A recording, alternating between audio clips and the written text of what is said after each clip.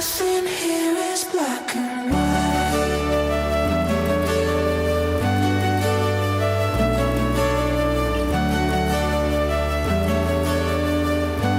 Nothing here is black and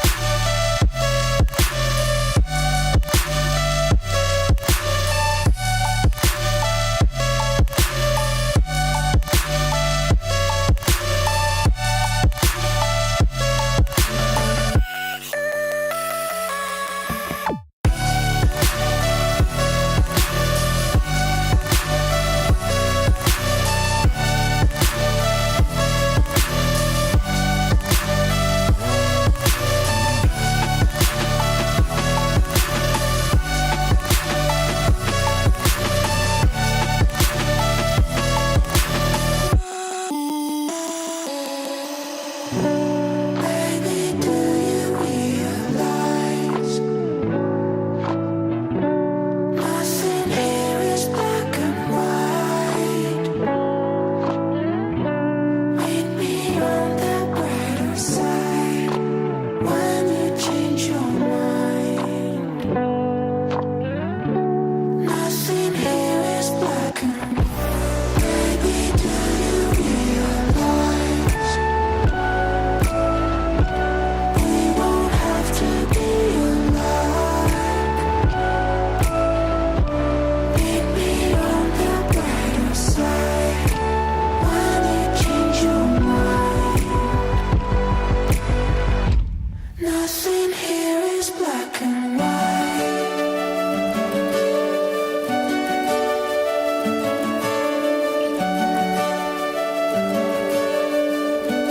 Nothing here is black and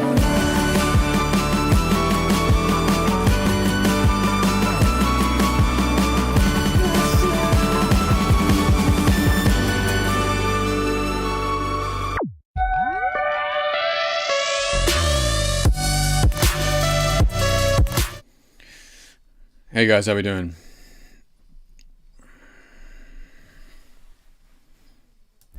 See that fading? I'll try again.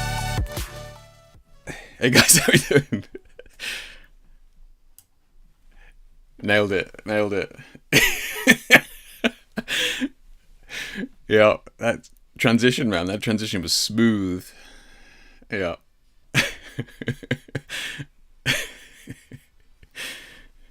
Oh man, how are we all doing? Everybody having a good week? Good to be back. I was nervous about the stream tonight, man. Christ, it's been rusty. It's been what, months and months. Yeah, let me just sort that music out. Maybe put off my DJing career for a couple more months. But yeah, how's everybody doing? Hopefully you can hear me, right? Hopefully you can hear me okay. It looks like... So yeah, those of you, if you can hear me, those of you who don't know, sort of the stream has been offline for a few months, got a new setup here, so I'm kind of just ironing out some of the kinks here. Did a couple of test streams, everything seemed fine, so we'll see. But yeah, hopefully you guys can hear me okay. Well, yeah, volume okay on the microphone. I mean, it better be, because that's what you're getting. Alright, who we got in here tonight then? Vlad, mate, in first. Love to see it. Good to see you again. Steve, how you doing, buddy? Dave's in here. Nice. How you doing, Dave? Saw your images in there. Dave, when you going full time? Like you full time tog? Full time stress? Full time panic? Yeah, when you doing it? You said you're doing it, what, end of this year? Start of next year? Gripes, mate, how you doing? Gripes, I've forgotten. What's your name on a different platform? Who are you on a different platform? I know I recognize you, and I recognize you from multiple platforms, but I can't put the two and two together. Which one are you again? Michael, how you doing, mate? How you doing? Yeah. Ian, how you doing, mate? How you doing? And yeah, saw your images in the share shoot. Ian, appreciate it. Appreciate you popping those in there. Looking good. Looking good. Yeah, honestly, I think Vlad commented. He's like, you didn't expect us to see last night's share shoot post, do you? And yeah, like, what a mess, right? What a mess that is. It's just impossible. Because I put out the post on Monday night, share shoot like I always do, and I put, live stream tomorrow, whatever it's going to be, like Tuesday 26th, 7 p.m, right? And then Facebook goes, oh, starting an event. Better make sure you put a reminder in there, get the calendar sorted, all that sort of stuff. So it's obviously an important event. So it's extracting like the date and stuff from that and going, oof, this is important. So if it's important, then we ain't going to show anybody unless you pay us. So it's just another trigger. Maybe I'll have to put like just live stream in the title and then details in the comments or something like that, because that's just dumb. Like nobody saw it because they want you to pay for it. Yeah, it's just wild. Craig, how you doing, buddy? Yeah. First of the winter virus is hit already. Mate, you're going to be out there in the... I suppose you are doing more inside now. Like before, you're normally doing it outside in the water and stuff, yeah. The webcam is a bit faded. You think it's just the... Isn't that just the cinematic look? I've probably got a couple of filters I could throw on that for you, Vlad, if you wanted. Here you go. What's this bit of old tat on my desk here? This will be perfect. This will be perfect. Oh man, it's inground in the filth on my desk. Just let me wipe that filter off. Oh yeah, nailed it. Lens Baby would be in touch any day now. Volume's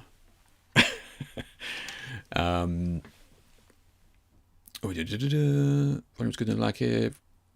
You went on. So what? So you're going full time on Friday, Dave. That's nuts. Chris Con. Okay, grabs. No worries. It's like everybody does it. It's absolutely fine. I think like I've got. I mean, there's a couple, but for the most part, yeah, you're certainly not alone. Gripes in that everybody's got like a kind of a different name on different platforms. Usually because of the dates that they started them. Right, the ones that I started early on definitely have a different name. Yeah. Dave says, finished 40 years of working for somebody else this Friday. Man, that's wild, man. Congratulations. That's awesome, man. Yeah, that's really good. Yeah. Amazing. I look forward to hearing how it goes, but I mean, sounds to me like you've been fairly safe with it. You've had, as in you've built up a little bit of reputation for yourself. You got some regular clients. You got, like you're an in-house shooter in one of the pole studios and stuff. So it's good stuff, man. It's good stuff. Or somebody also titled it "Stay Inspired." But we're not going to make. Really, Vlad, it's lucky you're here, mate. Honestly, what's it like here? What's it like? Did I really? Oh, I did as well. Maybe that was it. Thanks for pointing it out, Vlad. I totally did not realise that. Maybe that was it. Everybody's just like, stay inspired. Yeah, maybe that was it. Good shout, man. Good shout. Totally did not spot that. Yeah. Mondays. Am I right, guys? Interesting. But yeah, the other thing is as well with this. Let's scooch over onto the main scene here. I'll see a big picture of my face. Just checking. Looks like the audio stayed the same. That's good. So my page has been around a little while, right? And Facebook or Meta, whatever you want to call it, have invited me to several of these kind of secret. It's not secret, but they're not public, right? So these public, what are they called?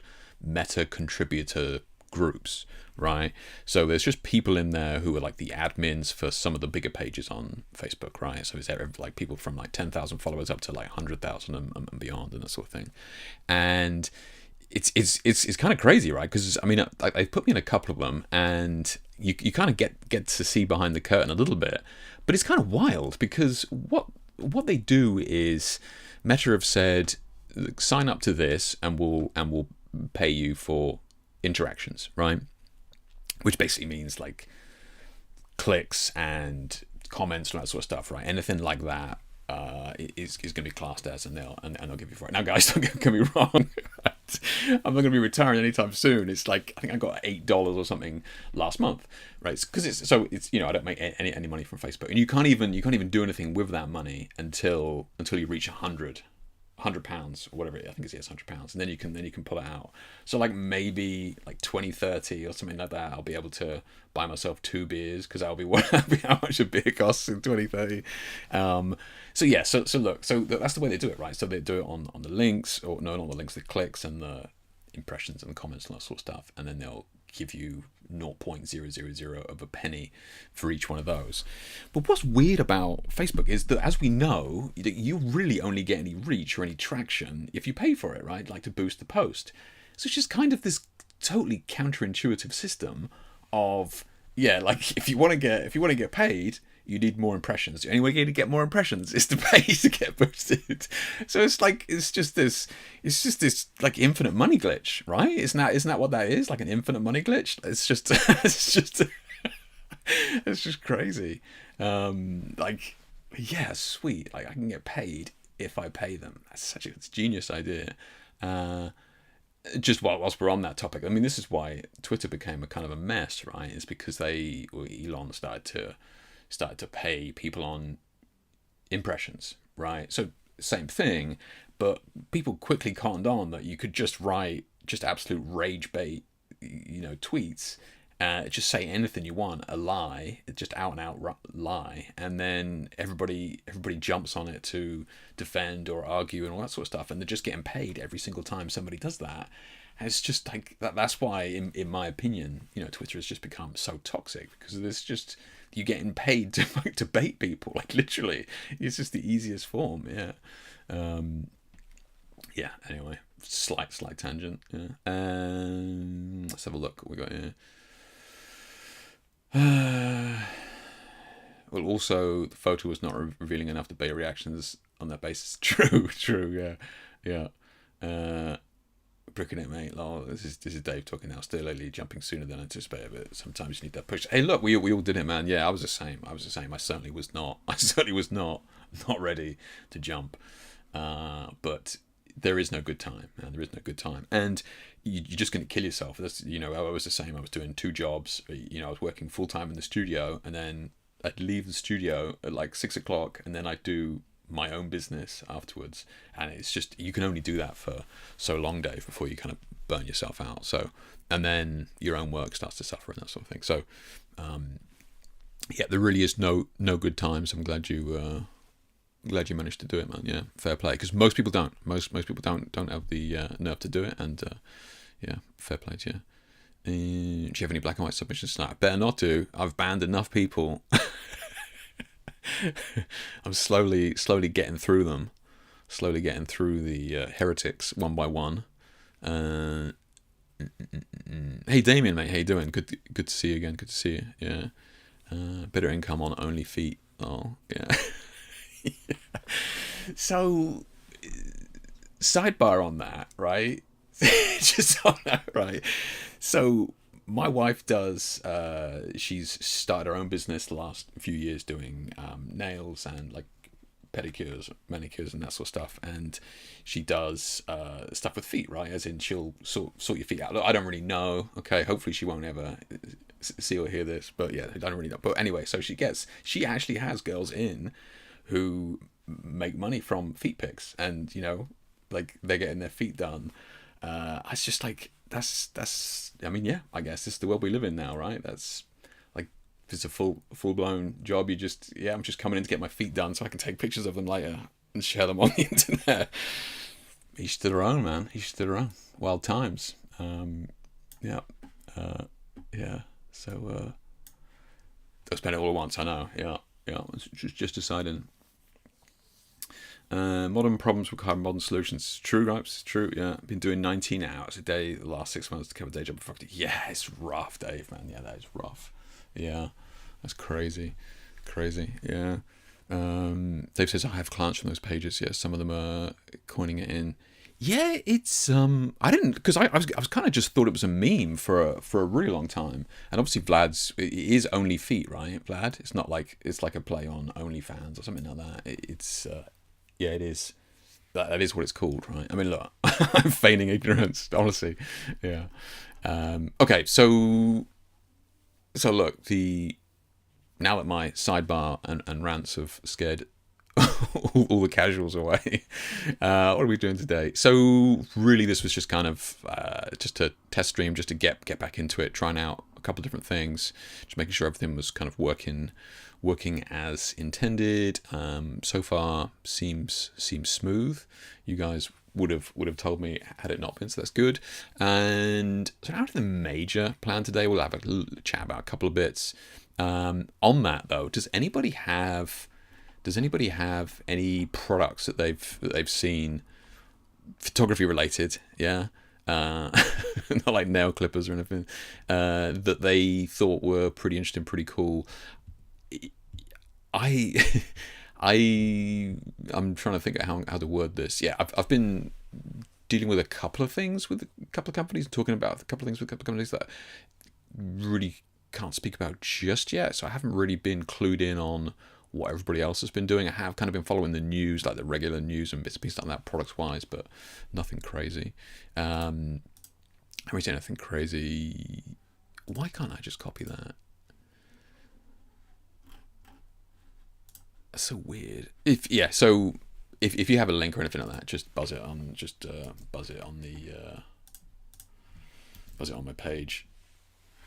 In either this one here or there is fine. Just pop it. If you got any links or anything like that, pop it in there, because you can't share it in the stream, which is annoying. Yeah. So and then we'll go over some of your images. So let's have a look, because we got a bunch of images here. Let's see what we got. So we got. Oh, Dave, you made it most relevant this week, mate. Love to see it. Let's have a look. So we got. I saw Sterling in here. Oh, Sterling was there. Yeah, I saw you. How you doing, Sterling, man? How you doing? Sterling, you were away, what, in Thailand or something like that for like a long time, right? You were over there for months, right? And you did a bunch of shoots with models over there. Hopefully that's you. Yeah. Bali, there you go. You even mentioned it. Shot while I was in Bali, rented some wardrobe for her. Shot this about 50 feet from the cabana I was staying in. Love the wall as a background, position 180. We can go through these in a second, but yeah. So you were over there for a while, and you're planning to kind of move out there, right? Because where are you based at the moment, Sterling? You're in. Well, I won't dox you live on stream, but but yeah, you're in the US, right? So we'll go through some of these. We got some really cool ones in here, man. You're in the that's cool. Ian's shots there.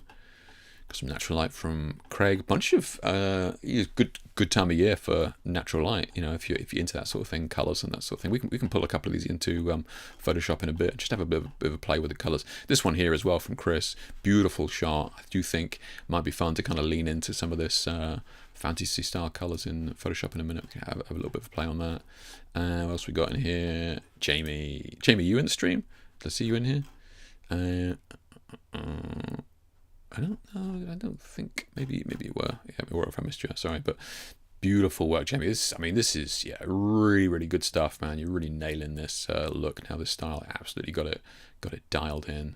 Yeah, really good stuff. Yeah, really good. And you got your book coming out and that sort of stuff. Yeah, probably not going to make it because I only just seen the notification. Gotcha. Okay, no worries, Jamie.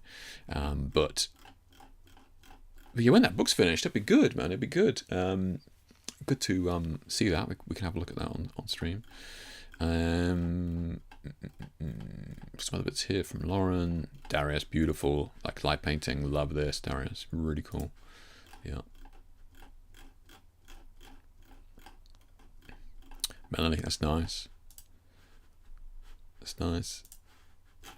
And then we got Vlad here.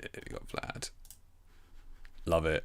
Oh, what's this light whip thing, man? That's wild. Is that what that is? That's totally flexible, Vlad? Is this just totally Like, how long is that? That's kind of crazy. Because there's so much you could do with that. It's pretty strong, right? Yeah, okay. Good stuff. Interesting. Yeah, there's tons you could do with that. Yeah. And then Chris here as well. We can have a look at those. That's good stuff. So just whilst we're on this image here from Chris, because he said, experimenting with some post-pro techniques, learning Boris FX optics, and which I think is kind of this stuff, this kind of so like the girl is all in camera, and then as far as I can tell, all the stuff is probably in Boris FX. And I kind of said, what did I say here? I said, oh, you're nice, you're going to be about, I'd love to quiz you about the stream. It's 5 a.m. So, gotcha, Chris. Yeah, no worries. But he messaged me on Facebook. He directly, he said, before I go to bed. And he mentioned about Boris FX that he had a kind of similar experience to me. If you guys don't know what Boris FX is, let's have a look.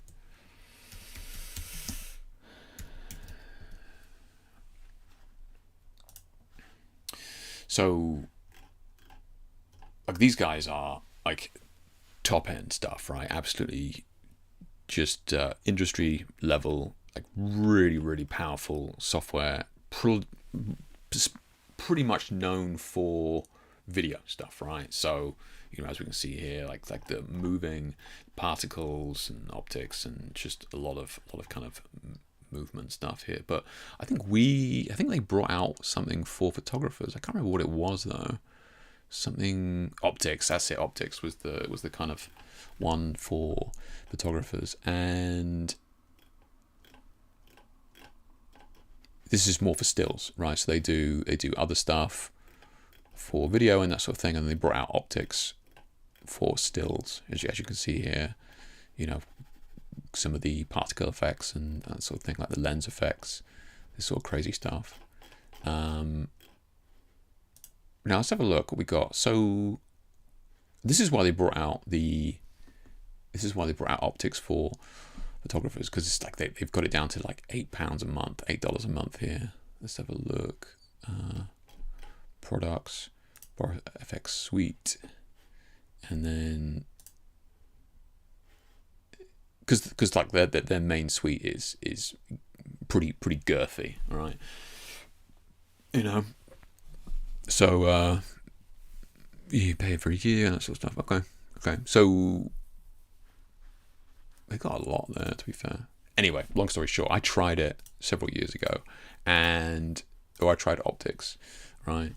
And like it seemed cool, but it seemed very dated in their UI, and it seemed really kind of I don't know, almost too deep, right? I just want to do this thing, and I have to go through all these millions of different options to kind of do that, which is good. Like, it gives you that infinite possibilities, infinite freedom, but it can be a bit much. Anyway, I kind of bounced off it. Has anybody here used Boris FX or does use it? And then a couple of months ago, Renee Robin, who very well known photographer and Photoshop artist, been doing it for a very long time, and she now works for Boris FX, and she's at the forefront of kind of trying to drag the brand into the 21st century, as it were. So she's been doing a lot and working with a lot of photographers behind closed doors, and she reached out to me, and we had a meeting. And look, I wanted to test it out. She sent everything over, and I just haven't had the chance to kind of sit down and kind of wade my way through this new piece of software. I mean, it's not new, but it's new to me, right? You got to learn all this again. So, but it's supposed to be very, very powerful, extremely powerful if you can wrangle it, get your head around it. But yeah, again, impressive piece of kit for sure. Let's have a look. Let's have a look.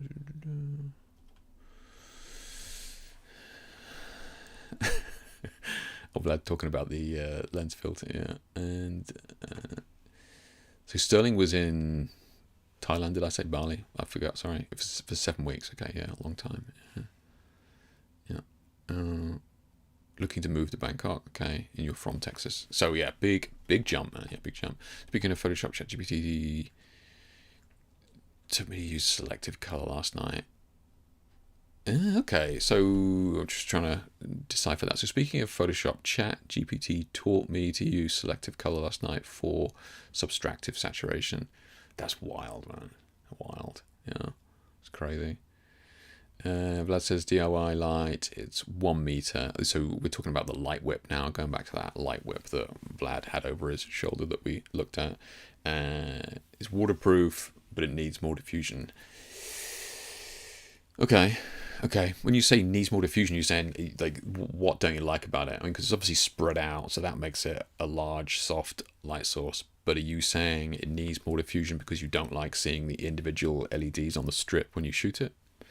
Kind of disappointing not in the water. Oh yeah, waterproof. Yeah. Keep my studio dry for now. I've used it for specific. So Dave's talking about Boris FX now. So he's used it for specific cinema looks on cosplay shoots, etc. Adding moving flame to stills. The free version is still going, I believe. Yeah. I mean, you're absolutely right, Dave. Yeah, there it is. Free trial there. And yeah, for that sort of thing, like adding, I mean, we saw the Batman and stuff there, right? Adding movement and that sort of thing with fire and it's great for that, like the particle stuff and the weather elements, and it's wild. Yeah, really impressive. Yeah. Tried it. So Vlad says he tried it too. It's too cumbersome for me and it bakes everything in a tiff. Hate that I can't go back on what I did. Okay, so that I think they've changed, Vlad. That's what I was speaking. Was it Chris? Yeah, Chris. I think Chris was saying that it's fully editable now.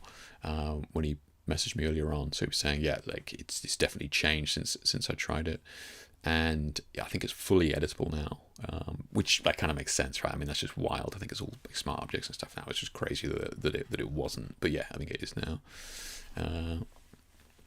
So Sterling says he owns it, just occasional use though. It's fun. Sterling, do you say you own it? You're talking about you own the optics, right? Is that's the one that you own, the optics? Yeah. But you just use it occasionally. Okay. Last update was free. Nice. It's powerful, but I think you need to be doing some specific kind of photos. Need what they offer. Agree, Vlad. Yeah. I think it's very niche for what it is, right? I think that if you're like cosplay, if you're doing like cosplay shoots and that sort of stuff, I bet it's awesome for that. Really, really good to kind of get that ethereal vibe that you're going for, or smoke, or lightning on a cosplay sword or something like that, or smoke coming off a gun. Just perfect fit for that. Yeah. Go take some close-ups of my light and post them under the photo soon. Oh, nice, man. Okay, yeah, no worries. Yeah. Sister Lynn says yes, he owns the optics. Nice. Okay. Cool. Yeah. Look. I should dig it out. Because they gave me a year to kind of play around with it and give them some feedback. And I need to do it. Just another thing that I need to do. Yeah. Speaking of that, so what do we have? What is it with these fucking windows? Terrible. Is it this one? Yeah, so those of you that were following my post the other day, Nanlight reached out to me last week, I think it was, talking about working on something together, and We'll see.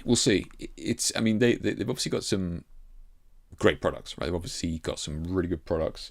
Hands up in chat here who owns a Nanlight product, regardless. I mean, obviously, I'd love to know what it is, but yeah, like, do you own a Nanlight product? Because I mean, it's grown massively in the stills world now compared to it just really being known for video. But yeah, massive company. A lot of products, and they reached out and they wanted to send some bits over, but I mean, like, the caveats, I won't get into it without without the caveats of what they were asking for was like a lot. Like, and it's kind of disappointing that companies like this don't kind of see the value in a photo shoot. Like they want X number of photo shoots over X number of months, and it's like, and then they're giving you a handful of products, which is cool. Don't get me wrong. I mean, it's like it's a couple of £1,000 worth of kit, but it's certainly not worth X number of photo shoots over X number of months, right? So look, we'll see if I can kind of tie it in with something else, so that I can kind of use it alongside some of the other work that I'm doing in some way. Then maybe I can give it a go. But yeah, I also said, look, send me over one of these color heads, and they were like, ooh, yeah, we want to send you like the bi-color head instead. Again, it's not going to be. I'm just not going to use it, right? I need the full color head for my work. So again, like it's early days. I won't get into the details of it too much, but we shall see. Yeah. I mean, the tubes is what they're famous for, really, right? I mean, that's what everybody knows. Everybody knows their tubes. Yeah. These things were kind of cool, though. I saw these, right? You just plug these in, and you can, dial them in from the app. I know it's not brand new or anything, but I can think of a lot of uses for this. Yeah. Kind of interesting there, these mini lights that they've got. Like these little fellas, because these are look, see how small that is. That's pretty crazy. Now, what's kind of cool about that is that, okay, it's not S-Fit, but they do have an adapter for S-Fit. So it'd be interested to see what that's like. Interesting makeup of the chip there as well, right? It's wild, yeah. Because these chips, to my knowledge, I mean, somebody correct me if I'm wrong, but these chips are typically only on very like high-end LED lights. So it's interesting that they're putting it in that tiny package. Yeah, I think it's small. I mean, it's only 60 watts, right? So yeah, we'll see. And it looks to be. That's what I was looking for. I was kind of looking to see how encased that light is. It's definitely sunk in there. Yeah. Yeah. One thing I like about my Godox one that I have is that it has a diffusion dome built into the top of it, which is like really noticeable in how clean that is. So like this, obviously not as pronounced as that, right? But the front of the Godox light, the SZ150R or whatever the fucking name is, it has this cone in it, and you can kind of dial it in and out, as in push it in and out, that sort of thing. But you really notice how clean it is to have this cone on the front before you put it into any of your modifiers, right? So this seems like a kind of a small thing, but with a lot of these, you just don't have that, right? So you don't have the, you don't have the thing there. So you're just putting like the softbox straight into the mini S-Fit there, whereas the Godox one has this cone on the front, diffusion cone, which helps it before you put it into any modifier. So it's kind of a clean light before you've even put a soft light on it, and it's definitely noticeable. So again, be interested to test out some of these ones that aren't like that. Yeah. See what we got.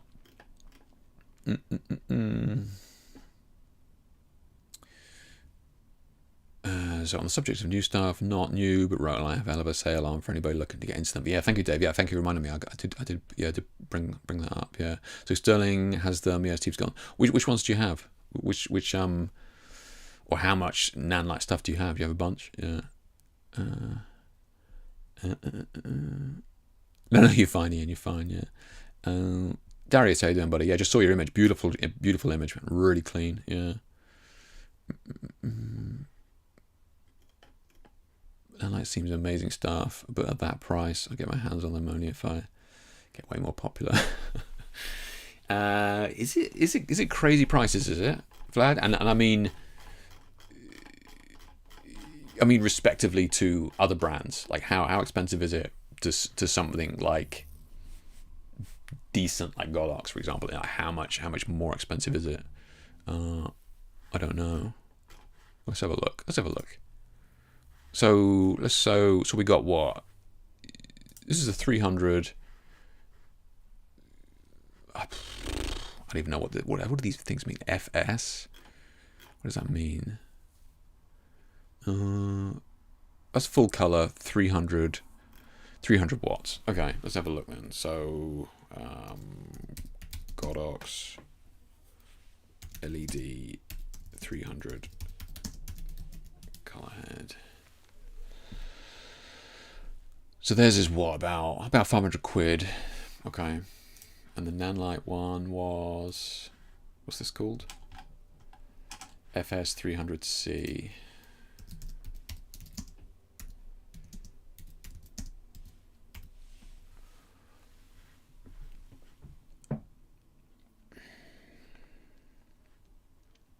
That can't be cheaper than Godox, can it? I mean, it's on sale. It's like,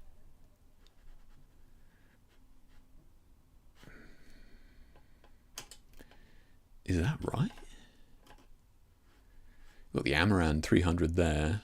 So Amaran, if you don't know, is the kind of Pro-Am aperture, right? Yeah. So aperture make like the top end video lights, and they have their kind of, it's not budget, but you know what I mean. It's the same brand, but like the Pro-Am level. So that's what Amaran is. Oh, this is eBay as well.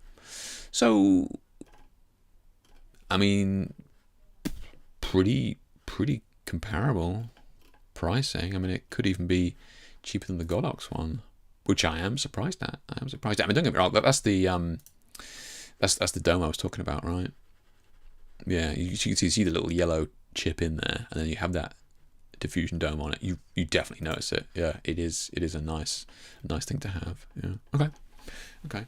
So look, Nanlite isn't ludicrous for that. Yeah. Let's have a look. I use Nanlite FS300 bicolor. Constant, as Michael saying this, constant light, good quality, great price. Yeah, fair. Okay, the pricing has become more reasonable. Yeah, exactly, still, it's what we just been looking at. Look, I'll be honest. I was expecting that to be 600. Yeah, at least. I'll be honest. Yeah. LED is getting more and more popular, but still overpriced for the output. Ease of use is great, but not outdoors just yet. So you're saying not outdoors. You're not talking about the reliability or anything like that. You're just talking about the brightness, right? I'm dealing with it outside. And yeah, you're right. If you're going out with any LED, 600 watt or whatever, it's still nowhere near flash level. Yeah, it's still not. It almost feels like every month we're getting a new LED light from various companies. It's every week, Graves. It's wild, man. It's crazy. It's just, it's a gold rush right now. Is what it is on LED lights. And look, we're in here. I would say, a lot of people maybe listening to this stream now are not amateurs in skill level, right? People who are either doing it for a job, making money from it. And look, most of the people in this stream here, experienced, are at least own some LEDs. Maybe they haven't sold all their flashes. I haven't sold my flashes. All my flashes are still here. And I'm not going to. There's no need to, right? It's just no need. But I just don't use them. Now, if there is a shoot, like Dave was saying, where I got to go outside and I really need that extra juice, then fine. But it's well worth having them for that. But in the meantime, in the studio, it's like the ease of use with the LEDs and the how clean the light is on the panels. Very, very strong. Yeah. Jamie, you made it. How you doing, buddy? Yeah. I'm not spending any more money on bloody lights. Throw lights by me out. You won't need to, man. Yeah, you won't need to. Those. We just before you jumped on, we're just looking at your image. Just incredible work, mate. Incredible. Like you don't need it, right? If you're producing work like that already, you're good. Yeah. You don't need to crutch on any more lights. Yeah. Just a couple of 15-1. So those are the 15-inch, right? That's the smallest ones. Yeah. The smallest ones. Yeah. Oh shit. That's my pen. 2 seconds. Let's have a look. The one's not even on the first page. There we go. The 15s. Okay, yeah, so. Yeah. like these ones are great, the tubes are great, but you just need so many of them. 15. Oh, it's 2 feet. Oh, sorry, what was 15 stand for then? 2 feet. That's yeah, that's fine. Yeah, that's cool. Yeah. Okay, nice. In Romania, one new landline tube goes for approximately as much as Z5 on second-hand market. I believe it, Vlad. Yeah, I believe it. Absolutely. Yeah, and you're right. Everybody's in different parts of the world. Yeah, and it needs to be relative to where you are, and yeah, you are taking beautiful images without spending a ton of money, which is awesome. Yeah. There was a guy in here. He usually posts in here, and he was doing a similar thing. It's terrible. I've forgotten his name. I apologize, but he was doing a similar thing with DIY LEDs and that sort of stuff. And he was doing these really cool shoots at home. And then Nanlite reached out to him and was like, "Look, you're taking those shots with those crappy LEDs. Imagine what you could do with our lights." And they gave him a bunch of kit. Really sorry, I can't remember his name right now. But yeah, really beautiful work, and started off by doing stuff with basic DIY kit, and then they reached out. It was cool, man. Yeah, a new bit. Yeah, that's it. Yeah, so something like that. Something like that. Well done, Vlad. Yeah. Anubis. I was going to say Anubis, but isn't that like an Egyptian god or something? Maybe it is. Maybe it is all this time. Amaran are cheaper aperture lights targeting creators. Absolutely, grabs. Yeah, and again, I mean, like we just saw then, right? I think their pricing. I don't know whether we saw Amaran there. Granted that is on eBay, but still, the thing is with Amaran is that you are getting that aperture level kind of kit. It's like they're not going to make a whole new factory and a whole new factory line just to make cheaper products. Like I don't know, there's not have any backing for this other than the fact that my guess is that the Amaran products are extremely high quality because they're coming out of the aperture lineup. Yeah. Let's have a look. Yeah, new gear to me. Portable V flaps with diffusion scrim 2. Nice. What's he got? Oh, Dave's got a link here. Thanks, Dave. Let's have a look. We got.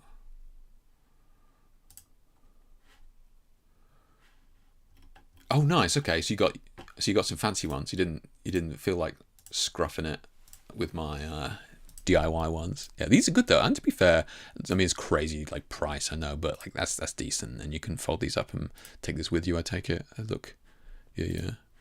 Shame they don't show them broken down, but yeah, you just select up there. They are actually pretty good, man. They are actually. Yeah, that's not bad. Yeah.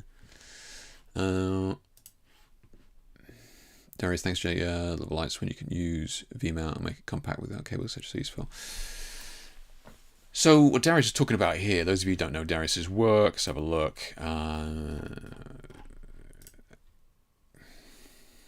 So, and Darius, if you're still here, correct me if I'm wrong, but these are the black fiber optics, right? So you have, I mean, I've got some here where you basically have, I've got a torch or flashlight, and you then have these fiber optics, these black fiber optics that come off it, and then the ends of them are where the points of light are, and that's how you can create this kind of fire effect. It's been ages since I've done it. I really want to do it again, actually, because I saw a couple of images. Yours are awesome as well, but I've seen some other ones as well. It really wants me to get back into it. And Darius is saying, I love lights where you can use V-mount and make it compact without cables. So you're saying that you have this kind of black fiber optics hooked up to like a V-mount pack on that. That's how you're powering it, is that right? So you're just doing it like handheld. Makes sense, yeah. You don't fucking doing all that with it plugged in. It'd be a nightmare. Strangle the model.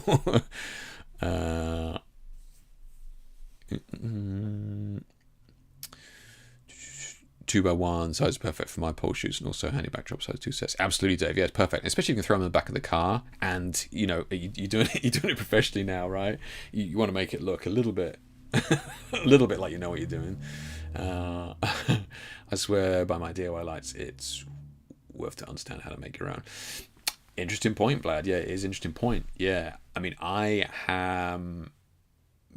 not there yet with LEDs, but I mean, we used to make lights back in the day with the with the flash and that sort of stuff is usually more with the hot lights and more understanding.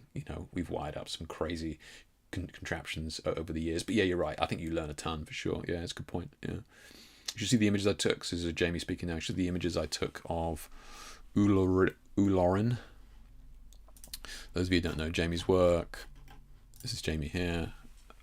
You should see the images I took of Ulorin and Vex from the other month and Sophie Roach, but you'll see them when I send you a copy of that book. Nice, man. Yeah, send me a copy. Yeah, that'd be awesome. And then I'll go over it on the stream. See if we can get some extra sales for you. Yeah, that'd be good.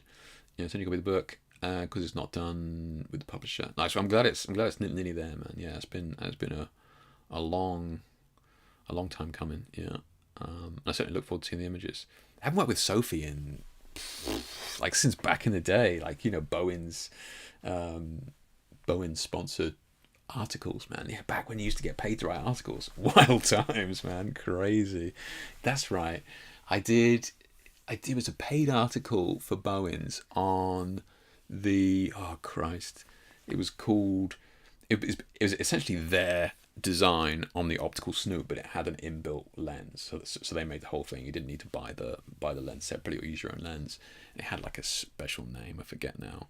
But it was a really cool piece of kit. One of the first times I kind of used something like that. And yeah, we were doing some crazy stuff with Letraset on the slides and all that sort of stuff. Yeah, that's wild. Yeah. So I hope Sophie's doing well. Tony says I bought them specifically for shooting in the water as they have waterproof housing. Ah, okay. That makes sense. Yeah. Yeah. Was it Sood E on Instagram? Could be Grabs. Yeah, I think you're right. I think it is him. Yeah. He's got some beautiful work. He used to come and stream and share like the BTS and stuff, and it just used to be in his kitchen, right? This beautiful, really cool image, tons and tons of coloured lights and that sort of stuff, and it would just be in his kitchen. Yeah, it's really cool. Yeah, obviously he's too famous to stop by the stream now, but good times.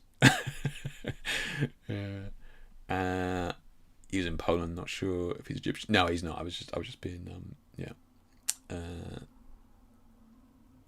Anubis, jackal-headed god from Egypt. That's right. It was. Yeah. So it was Anubis. Yeah. Anub was in Poland. Oh, you met him? Okay, cool, man. Hope some of you guys will visit our events in. I'm not saying that. I know, Darius. Yeah, you need to. You definitely need to get me over there. Yeah, the pack flat into the boot, about the same size as my light case. That's really cool, Dave. Actually, I was kind of like 200 quid. I've got my own. I was actually looking at them.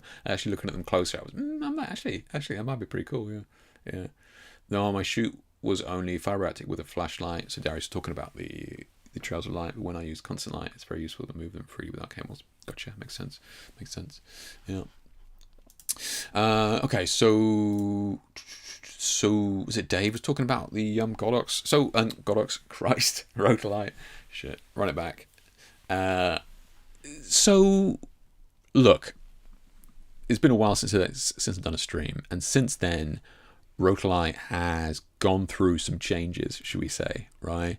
And there was stuff in the press that they'd folded, which again I had no idea of, by the way, at all. It was actually some of you guys that messaged me to tell me about it, and so yeah, that was new to me. But they went, into administration, I think it's called, which essentially, I don't really know the reason or the technical terms for it, but essentially the company then has a chance to, or time to, get its affairs in order. Essentially what has happened, because I talked to the director, Rod Gammons, there fairly frequently, and he was saying, look, it was just the fact that we wanted to kind of shed ourselves of the investors that we took on in the early days, right? And that makes sense. And a lot of businesses and companies, especially when they need to make a product, you need a huge cash injection to actually make a product. You need to get the parts, you need to get the assembly line set up, all that sort of stuff. So you need this huge cash injection to begin with. So you need these investment companies, and that's what Rotolite did, years and years ago. And they've just basically been in the process of trying to shed those, right? Shed those investment companies so that they are now owned by themselves. And Dave mentioned this sale here. We got this crazy sale on. This is not a Black Friday sale thing, although I don't know how long it's going to continue. But this sale is because they are now selling directly to you, right? So they're not going through Wex or B&H or whoever, right? So they're selling direct, so they're kind of cutting out the middleman. So this sale that they're doing here is, to my knowledge, is not a fire sale. It is like we are able to now sell these products at this rate because we're selling direct to customer, right? Direct to consumer, whatever you want to call it. Which is like, it's wild, it's crazy, yeah. So some of these prices that they've got now is nuts. This fucking thing, like this, a Nova Pro 3, 1,500 quid is crazy. I've got one incredible light for sure. Now, a lot of money, but still, it's come down just nuts from where it was. Not to mention like these Titans and stuff. This thing I mean, this is a beast. I've got the X1s, which is half of these, and I use these outside. I use these outside on shoots. I show you. I don't think I've got the. I did one recently.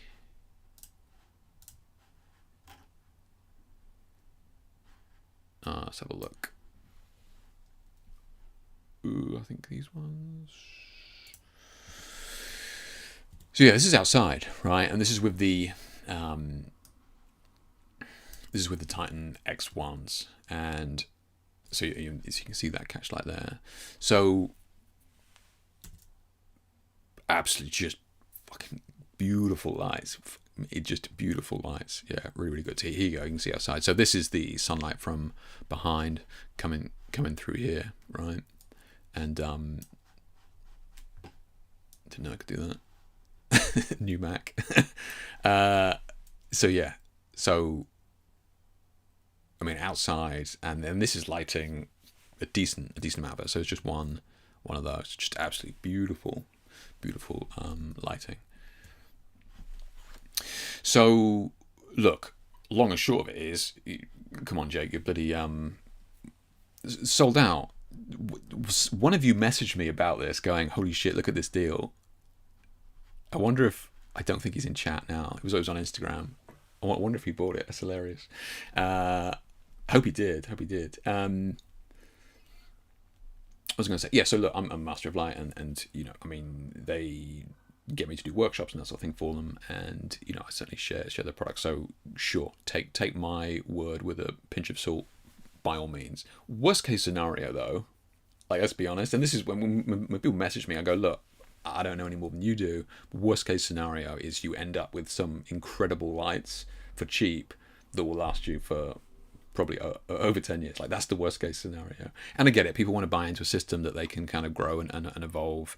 And I don't know, where they're worried about, parts and all that sort of stuff. But LEDs are pretty good, right? They're not like the old flashes where you like a flash tube would die and then you're screwed, right? This is LEDs just last and last and last.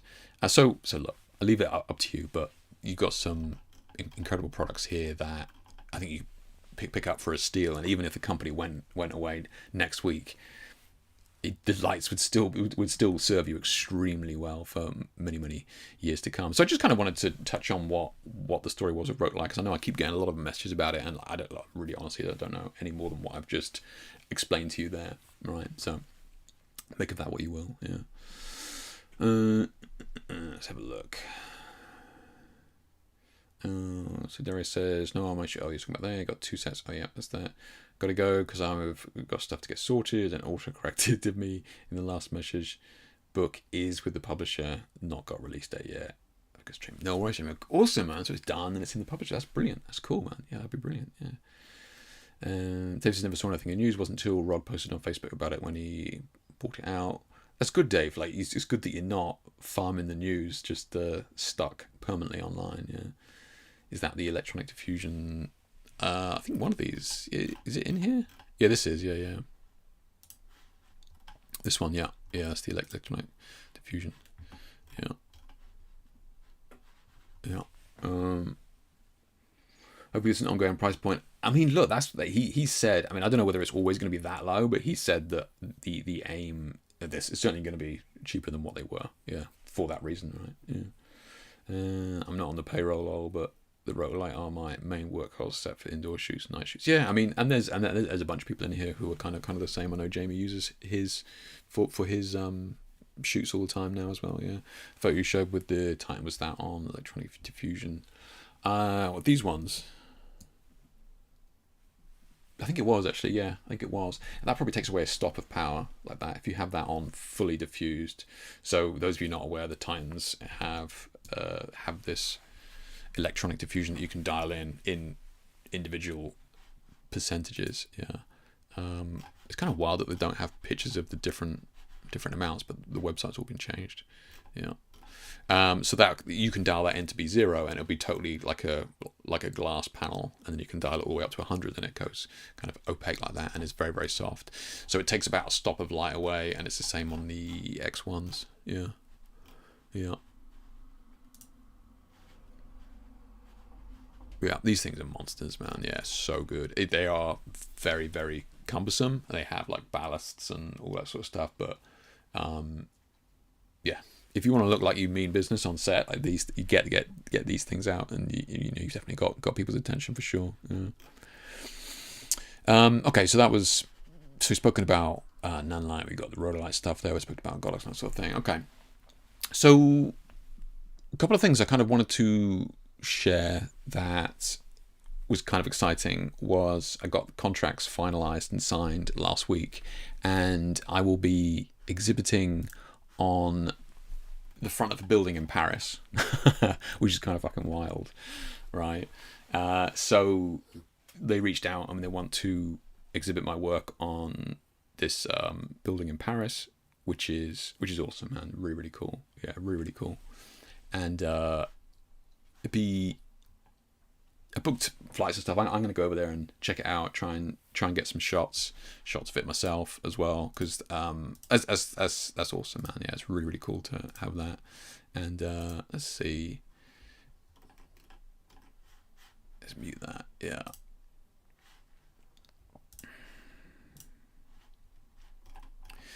So yeah, the building's in like central Paris, and it's going to be shown on there for, I'm not sure of I do have the exact date, so I'm not sure how much longer it's going to be out there, but yeah, it'll be cool to go over there and see that, get some shots, hopefully get there, you know, in the evening time or something like that, and try and get some shots of it. It'd be cool. Yeah, but to have it put up there is definitely something that will be that I'm very, very proud of, because especially when I saw some of the other work that they've had up there has been awesome. So they just reached out and they wanted to do it. So yeah, it'd be good. Like I said, contracts and all that sort of stuff took a while to get, you know, everything finalized. But yeah, it'd be good, man. It'd be good. It'd be really cool. Yeah, look, that'd be nuts. So that's good. So go over there in January and I'll check that out. Go over there with the missus, get some shots. But yeah, that'd be awesome. So yeah, just thought I'd share that, because that's something that I kind of been working on in the background. It's good to kind of finally get it locked in. Yeah. Thanks, guys. I appreciate that. Yeah, thank you. Yeah. Because it's always that thing, right? Of would you rather have like 100,000 people see your image on Instagram, right? Or would you rather have like 1,000 people see it in a gallery in real life? You know, it's that thing, you know, which is more valuable to you. And this is kind of like the sweet spot for me. This is kind of the sweet spot of like it is being exhibited, but it's also out there as well, so that, you know, you're getting everybody seeing it as well. So yeah, really cool. So definitely looking forward to checking that out. Yeah. Okay, right. Let's have a look then. So let's have a look at some of these images. Go through some of these images. If anybody else has got any links or anything like that they want to share or want me to take a look at, then let me know. We can do that. Let's give this a quick refresh in case any links have popped in there for any products. Let's see what we got. We probably got some in there. That's good.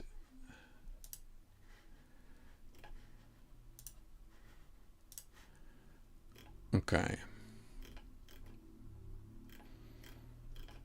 So if anyone wants to share an image in here, they can do. Just pop onto the Facebook page and do that. It's like literally just the second post. If you wanted to pop your image in there, then by all means pop it in there. We can take a look. But yeah, let's get started. Dave says, but Instagram says for only $200 I can have my photo shown on a billboard in Times Square. Mate, do it. I mean, is that one of those dodgy private messages that you get, Dave? Yeah.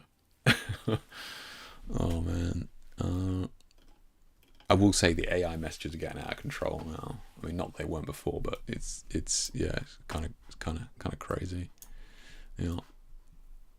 Okay, so let's have a look here. So Tony's got a shot here. It says, shot while I was in Bali, rented some wardrobe for her. Okay, which I presume is this outfit. Really cool.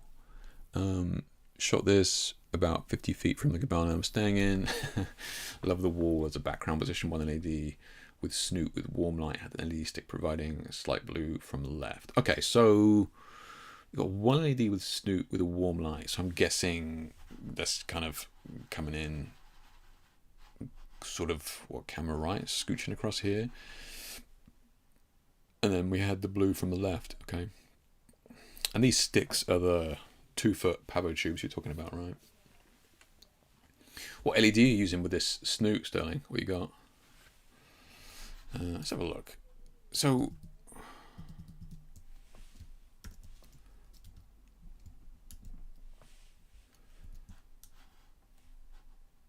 let's have a look. Yeah, it's looking good. Okay, so with this, would it? Because you mentioned you like the wall and that sort of thing. Would it have been better to have just to maybe brighten this up in post? Do you think just maybe to have a little bit more, just a little bit more brightness in the shadows here?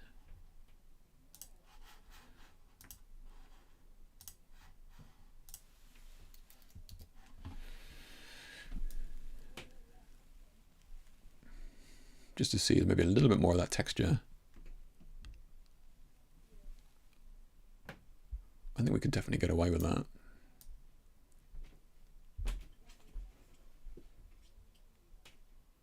So I'm just looking at this. Obviously, I don't want to brighten it up too much. Those of you who don't know, I have just used like a mask here, right? So I'm trying to target the shadows, but we'll see. Pretty much getting away with it. But yeah, just brighten up a little bit, and then I mean you could kind of grade that afterwards as well if you wanted, just to give it a little bit of pop in there in the skin. That's looking good though. It's looking good. But you're right, that texture on the wall is really cool. And then really what I'm trying to do is I'm just trying to tie in some of these colours. You've got the wall, we got the fill light there, and we got the dress. Just trying to tie all that in.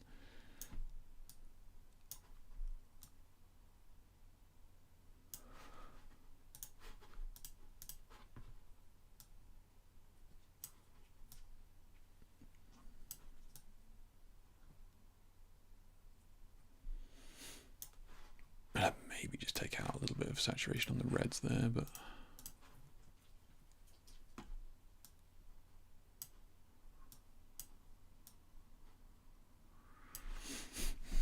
yeah, to just kind of open it up a little bit, just so we can see a little bit more of that, texture, and this really cool outfit that she's got there. That's wild, man. That's such a cool top. Yeah. But it's tough though, right? You're on location, trying to make it work. I get it, right? You've only got 2 lights, and losing all the light as is, getting dark, probably the battery power, all that sort of stuff. Yeah. The suit photo LED. You're going for the moody look, hence the dark. Cool. Yeah, no worries, man. No worries. It's all good. Let's have a look. So suit photo LED. Is that the right spelling? I've never heard of that. Oh, there you go.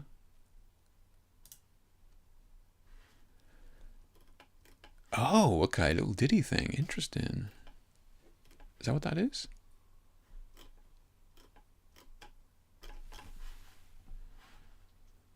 Suit photo LED.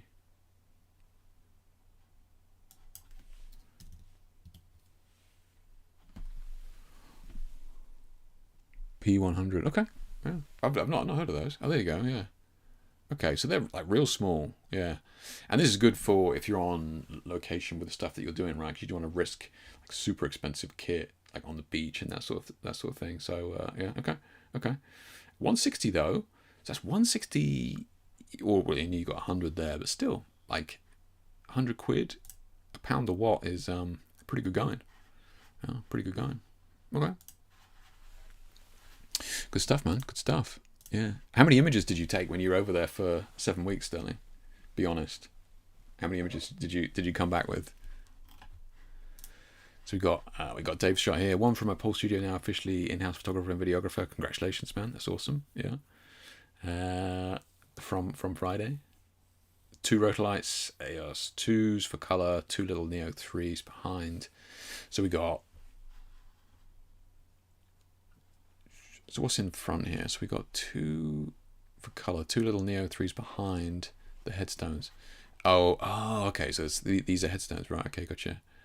And Golox SL60 in the front, 80mm gridded softbox Samyang, 14mm, and those legs look very popular. That's a cool idea, actually, Dave. Yeah, like super wide angle lens, long legs. Because you're right. I mean, they love that with the heels and the boots and that sort of thing. Yeah. That's good. Good shout, man. Good shout. Yeah. I mean, good. I mean, we could do the same sort of thing here, right? I'm just kind of curious, just to kind of open this up a little bit.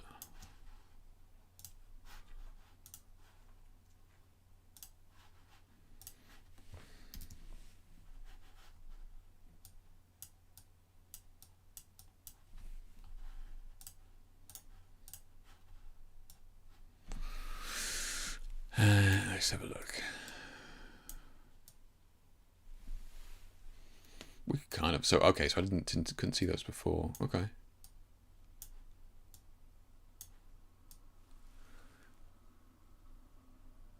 Yeah, we can definitely get away with that. And then if you wanted to, you could come in and kind of burn back the front here, so it didn't get too distracting. And we don't want this white ceiling either. We can kind of bring that back.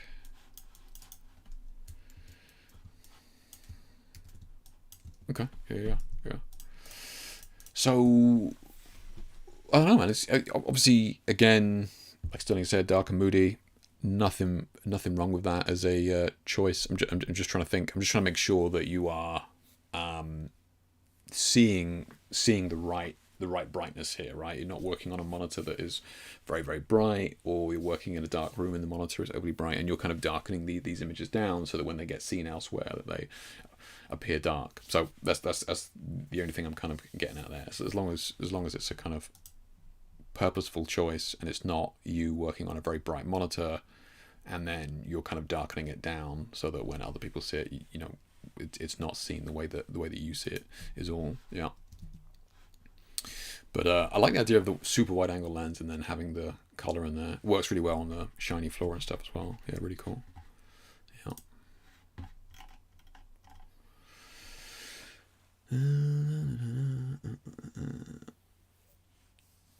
Yeah, no, I know.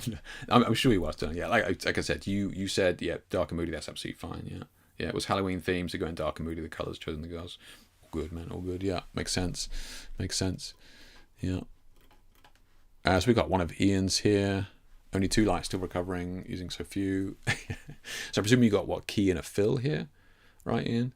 So I'm not sure whether you're still in the stream, but definitely got obviously a light from above, and then those of you that are kind of into these lighting ratios, if you're still doing that sort of thing, then these are going to be very, very, very close together. So the key light is only just a little bit brighter than the fill light to give you a very just ton of data in the shadows. Yeah. You still that nice, Ian. Nice. Yeah. Cool. What are you using a beauty dish, Ian? Right? Is that what your setup is here? Beauty dish as a key, and then what? Softbox as a fill here. What sort of size softbox are you using? Using just like a 60x60, or are you just going big, kind of just wrap of light? What are you doing there? Yeah. So we've got from Craig here. Let's have a look. So again, talking about like colors and kind of leaning into a story. You can call it a story if you want, but leaning into like a vibe. So like Dave said, look, Jake, it was Halloween. I want it to be dark. It's Halloween. It's supposed to be, you know, spooky and moody, and we want her coming out of that light.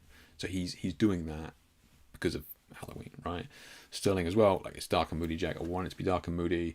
Absolutely fine. So, you know, with something like this, with natural light, we can kind of lean into kind of exaggerating the color here. So we've, you know, obviously she's outside, autumnal vibes, but I feel like we could happily lean into the autumnal colors here, maybe push them a little bit. So, you know, we're trying to sell selling a lifestyle, not a product, right? So we can use this with, I mean, you can do it any number of ways, but like, you know, channel mixer is obviously a good one.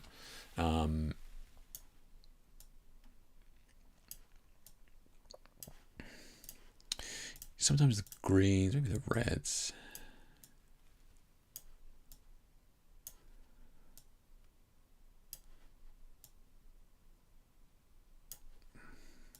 Now we're working on a low res image here, so it's kind of falling apart a little bit, but you definitely get the idea. Tell you what I'm going to do is I'm going to bring down these highlights, just even this out a little bit. So again, let's do this with, we can do this with the exposure adjustment layer. And then I come up here to image, apply image, and then what you want is the mask to be a merge of everything. So we're just going to have that. And here, if we just hold option and look at this is the mask, right? So before on those darker images, what I was doing is I was just hitting Command I, so they only focused on the dark elements. Here, I want to darken down the brighter parts of this image. So I'm going to leave it as is. So here, let's come up to like the exposure, right? And just see if we can just bring this down a little bit. Let's even it out just a touch.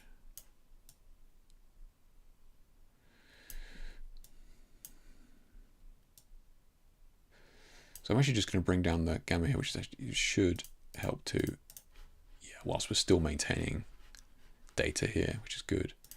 Okay, so kind of bringing the tone or the luminosity closer, so we don't have these huge peaks here in the highlights. So it's kind of very bright on the face, right? Very bright on the top, and then we had very dark in the clothing there. So we're just trying to bring these two together. So we can come back in here now that we've kind of brought it down and just dial this in just a little bit. Maybe come into the blue. And the blue is just going to help just to bring back the whites here. Okay.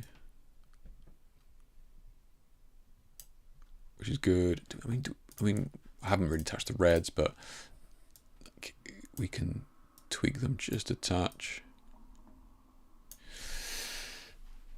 So leaning into, right, this is the before and the after, right? So we're just kind of leaning into the story that we're trying to tell.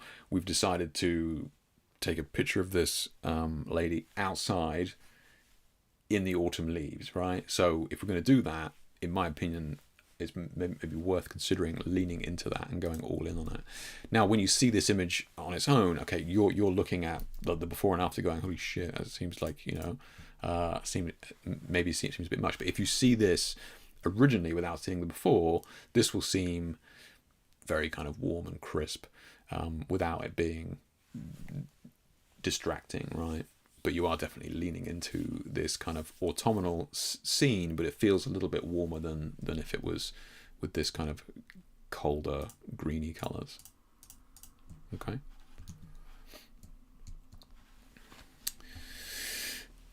So Ian talking about his shot there that we spoke about a moment ago. So Ian says, yeah, Beauty Dish is a key, and then medium octa is the fill. Okay, so you got like a, okay, forgive me for being pedantic, but what's a medium to you? So like a medium, I mean, a small would be something like a 60 by 60, and then what, a medium is what, 90, right? Yeah. So Sterling says, I'm honestly surprised that when I posted, a lot of people seem to like the dark and moody vibe. Ones out of I did. Brilliant. I mean, that's the sort of feedback you want, Sterling. Yeah, that's absolutely the sort of feedback you want. You know, definitely lean into what people want. Yeah. Think about 60 so small. Okay, already seen. Yeah, I mean that's what I use as a fill as well. I use a 60, yeah, as a fill. Yeah. So we got another one from Craig here. Normally, I said, look, normally I say one image each, but the algorithm screwed us. So I was like, look, if you want to post more than one, you can do. So let's just grab another image here from Craig. Yeah, he's got a couple in there. So let's just have a look. Let's kind of do the same thing, right? And look, like, there is with natural light. I don't want to burst anybody's bubble here, but natural light is very, very easy to get consistent results with, right? And what I mean by that is we know the type of skin tones and colors we're going to get. We know the sort of colors we're going to get in the surroundings, and this is where, like, people who shoot natural light and sell presets make bank, right? Make big bucks because the presets actually work on other natural light shots.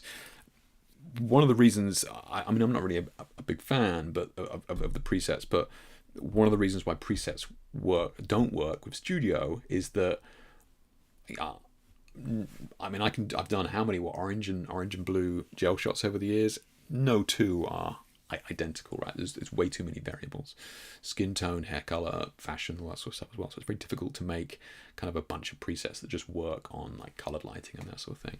But here, look, I mean, if we've got, these are the channel mixer color grades that I gave you guys years ago. I think it was on one of the live streams, right? So some of these, I mean, this orange and blue is probably going to be a bit like super aggressive, right? But if we come down to like these more sort of generic ones, I'm actually surprised at how well that did come out. So we need to tweak the skin a little bit there, but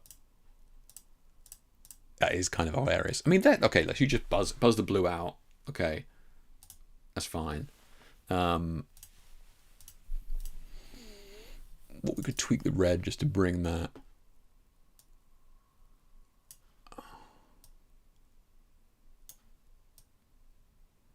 Bring that skin tone a little bit.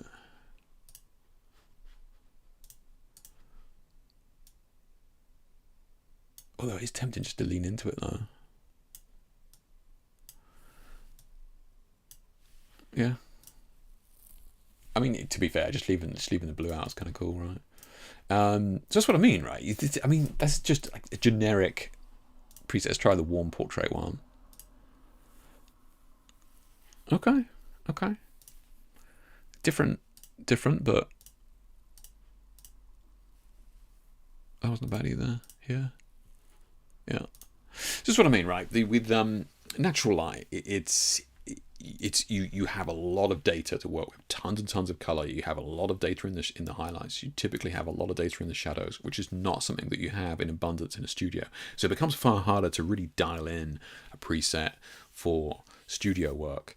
But for natural light work, if you're shooting a bunch of natural light shots, like, and you kind of wanna get in on color grading and get better at it, like it's actually not bad idea to pick up some of these natural light presets that you see out there, because you can go in and see exactly what they're doing, but they do tend to work pretty well, right? That is actually pretty funny. That's so Instagram. That's hilarious. Yeah, I'm not saying you need to do that. I'm just saying that, look how easy it is with natural light shots to kind of lean into something to make it kind of pop a little bit, right?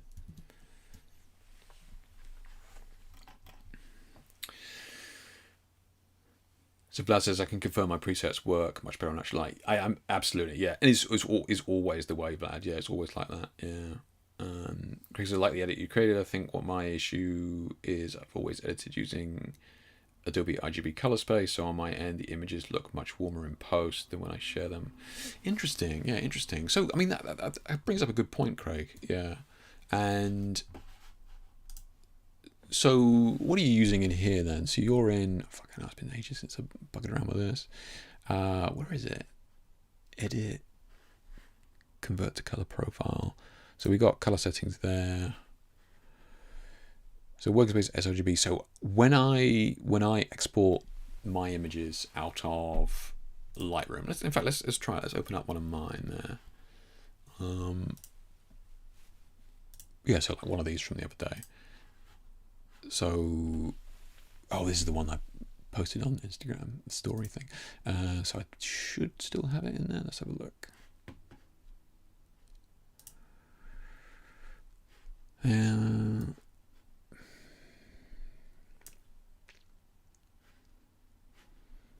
Is that because it came from a different program? Let's just double check that.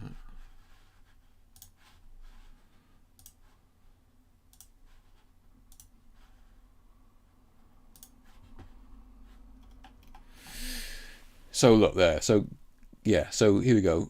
You guys can see that. Yeah. So yeah. So here, like, when I'm exporting my stuff from Lightroom, whatever, I am exporting them in the Adobe RGB 98, and this is kind of what Craig was alluding there to with the profiles and that sort of thing, is like the pro photo as a profile, and like the sRGB and that sort of thing have a larger color space, but and you can make them look amazing, right? But when you convert them to Adobe RGB or whatever it is, like the internet one, right? It's a smaller profile, so it clips those colors. And what Craig's saying there is that, you know, sometimes it looks rich and stuff on his screen, and then he, you know, exports it to, you know, the internet, and it kind of takes away those top ends of the colors. So, which is exactly the reason why, Craig, I export mine in the Adobe 98 ones, because if I can get it looking good in that, it's going to look great on the internet, right? Could I get it looking better in sRGB in the Pro Photo or whatever it is? Sure, but let's be honest, like, most of our work is going to be seen online. If not now, then at some point, right? So if you can get it to look good in that Adobe profile, 98 profile, it'll look good, you know, anywhere, right? Send the Octopico message. Gonna go to the, you know, right? Yeah, internet one is sRGB. Okay. Yeah. So the ones, I haven't got Lightroom open here, but yeah, the ones that I'm exporting it at is Adobe 98. So that, like I said, if I can get it looking good in there, it'll look good anywhere. Yeah. That's just me, but try it, test it yourself. If you ever send images to models and like it looks desaturated and stuff, right, when they post it, and that's usually because something's being stripped, like the profile is being stripped out somewhere along the line as well. So there's a couple of different reasons as to why an image can kind of lose its saturation from when you see it to when it gets uploaded. One of those can be how it's shared before you've uploaded it, right? Which is why I try and always send my images to models via WeTransfer or something similar that is not doing anything to it, right? You're not sending it to them on WhatsApp or Messenger or Instagram. Do not ever do that, right? Never send images to models using those platforms, because a lot of those platforms are going to strip metadata from those images, and sometimes the profiles are part of that metadata, and those profiles can be stripped as well. So try and always kind of get to either send it to them directly via email and that sort of thing. Don't use any of those messaging services. Yeah. Big issue I have is a lot of my clients only ever view their images on a phone. The phone settings can be anywhere from, yeah, I know, right? And the auto or the night mode and stuff as well. Yeah, it's just, yeah. When I see people with their phone on night mode, so the images are bright orange, a large part of me dies inside. Yeah. What is your method for avoiding Instagram crop on vertical photos? Yeah, good point, man. And look, I mean, I use... Oh, this is your message, Ian. Okay. Let's have a look. Love it. Yeah, Ian with his Octa. Mate, good. Got some gaffer tape on there, mate. Love to see it. Getting your money's worth. Man, after my own heart. Mind you are from north of England, right? So I mean, it's, or Scottish, even worse. What's I going to do? Oh, Instagram, yeah. So what am I using? I'm using this horrendous little app called... Square Ready, right? There's tons of these apps out there that stop you, that basically add white edges to it. But if you guys look at my Instagram, it's all got the white edges, right, on all the vertical images. And that's just that Square Ready app. Right now, models, I saw a model the other day that just did this horrendous like generative fill like on my images, like to fill in the edges. I was like, what's worse, cropping it into a square, or turning that portrait image into a square? I couldn't work it out. I couldn't work out what was worse. But yeah, so I use an app called Square Ready. It's just a crappy free app that you have to watch an advert for. I'm sure there are better ones out there, but yeah. And then it just resaves it with the white edges. Yeah.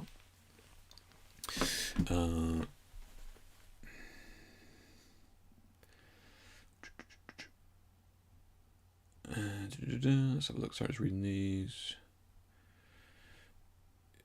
Is it different? I see the difference between my BenQ exported from Lightroom, and then look at the images on my phone. It looks a lot different. Yeah, exactly, Craig. Yeah, so you really need to kind of iron out where that's happening.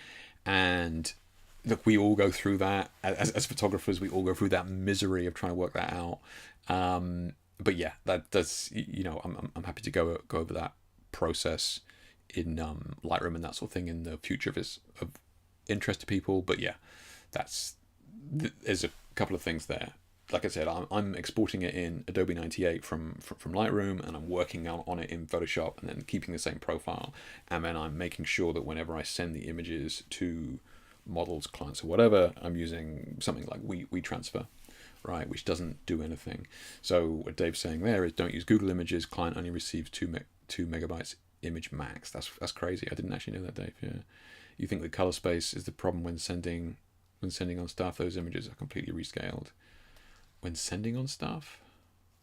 What do you mean? SquareFoot gives color option on fill digits. It does. Okay, yeah. If you wanted that, you can make them black. Actually, that'd probably be better black. To be fair, yeah. Compression can kill your color in images. It can do, Andre. Yeah. So there's another trick for that which I use, which is, again, maybe we do make this a full thing on one of the other streams. But one thing that I do, and Vlad does this as well, but he's maybe not doing it for the same reasons that I am. I'm adding noise to my images to stop the images from being compressed. So let me just show you, or compressed as much, right? So let's have a look.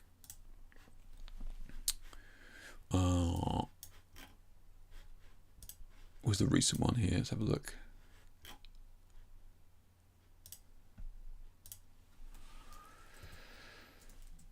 So this is what it is. But when we zoom in, right, we can see this tons of noise, right? So I'm only going to do this for social media posts, right?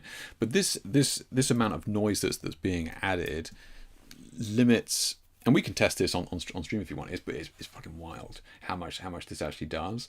So if you put this layer of noise over the images, it means that Facebook and that sort of thing, like, or any kind of lossy compression, will look, especially with studio images, are really bad for this, like gray backgrounds or color background or something like that.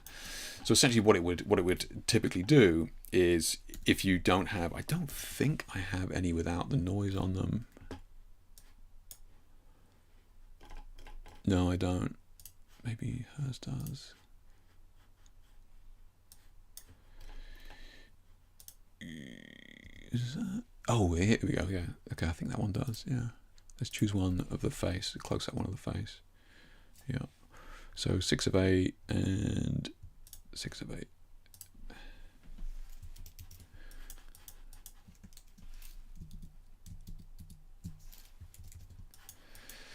So this is I'm not sure where you guys can even see this on stream or whatever, but this is the like without any of the noise, right? And then this is with the noise, without, and then with. Now you may think, Jesus Christ, that's a lot of noise, but you don't notice it when you're only seeing them on your phone or on Facebook and that sort of thing, right? But let's now have a look at, will it show me the size of those files? Let's have a look. So what do we have here?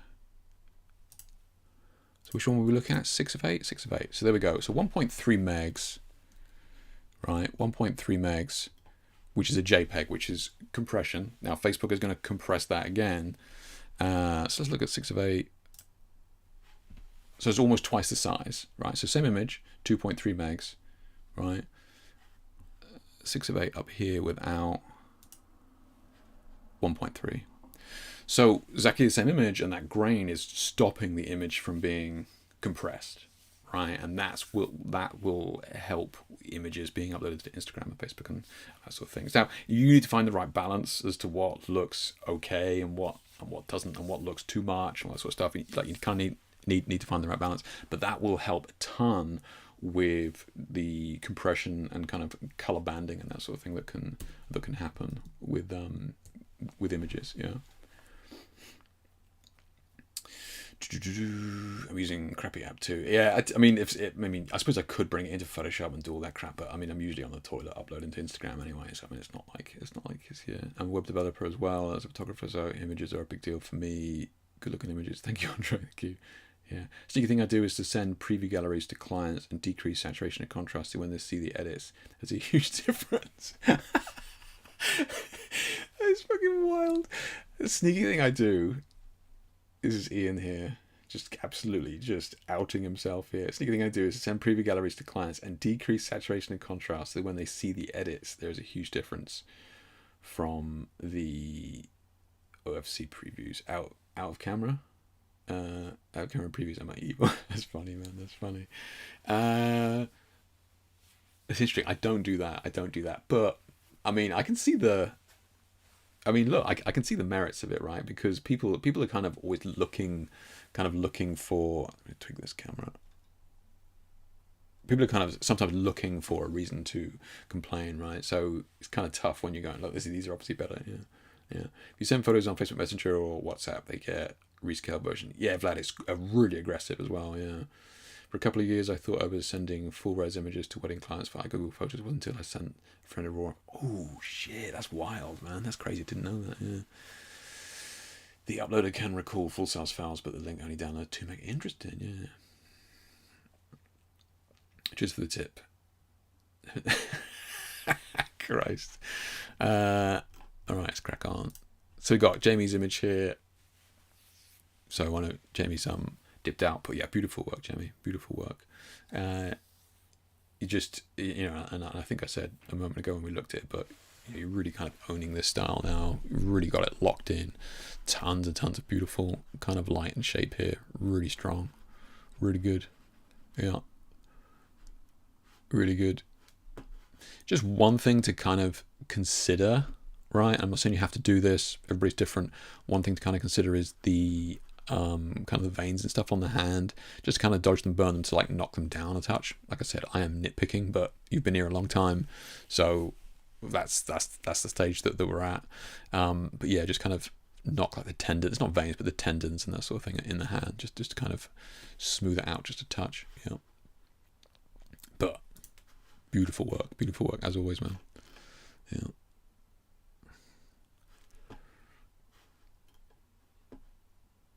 Make sure you're before I'll cold it. What's that, Vlad? So we got one here from Michael. Color on clothing and backdrop instead of gels this time. One big 180 centimeter umbrella with diffusion. Nice, man. Nice. Yeah. And this can be fun. This can be really fun to think about and experiment with. Like Michael said here, he's not doing it with gels, but he's doing it kind of in camera with backgrounds and clothing and that sort of thing. And this is something that is a lot of fun to kind of tweak and play with as well. Now we don't want to color grade this because it's kind of clean, but we can come in and use the selective color in here, and this should kind of target for the most part some of these reds. Maybe darken them down a little bit just to make them pop just a touch. Just add a little bit of warmth into those reds as well. We'll just add a touch of yellow. And let's have a look. I feel like for me, I kind of want to darken down this cyan to make that red pop even more. can bring that down. I don't think we need to. This only happens on stream. It's so weird that only happens on stream. I think we need to tweak that. I kind of like that blue that you've got already. I think it works well with the skin tone. Yeah, but just darkening it down a touch. And I just want to come in here with the yellows. It'll be the skin. I just want to see.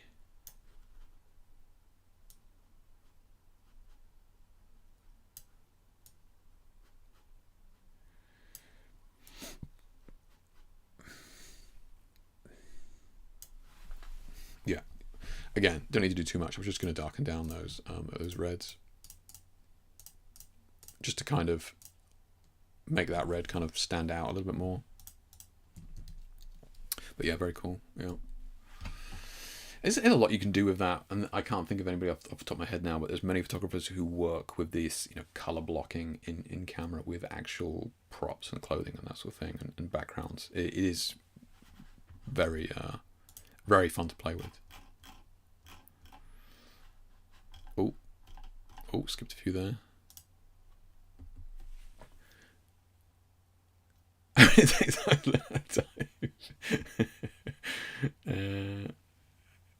make sure the preview photos you send them are colder and less contrast. Exactly. Yeah. I mean that is a good one for that actually. Yeah. Even just as simple as cooling them off and then coming back warmer. Yeah. Yeah. The recipe is contrast, vibrance, clarity, 22. Honestly, makes them look pretty shitty. However, oh, you pump up the clarity, makes them base level. Evil, nice. Minus 500 white balance. Yeah, that's the preset. So we've got a beautiful shot here from Lauren. Love the kind of sense of movement here. Definitely got some movement in the hair, which I love. Hello, Jake. Would love some feedback on this. It's done with 2 LEDs at the back and softbox for the blue. Probably need to get more LEDs. I mean, always need more, right? Let's have a look. So, a couple of things with shots like this. So, one thing with images that are going to have a darker background, which is fine, but we just got to be careful with how dark the foreground or subject is, right?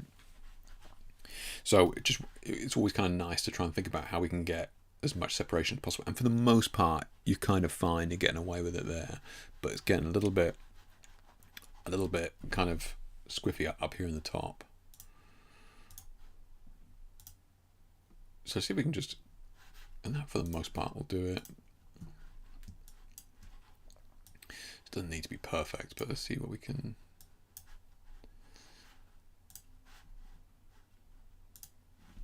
So at the moment we've got her selected, and I really want the background. Oof, look at that crispy mask at this low resolution. So I really just want the background, and then I kind of want more separation at the back there. Now, if you can't do this with brightness, right, because it's just going to be too much for fuss, you can, and we've kind of done it a little bit there, you can kind of cheat a little bit, maybe do the same thing but with color, right?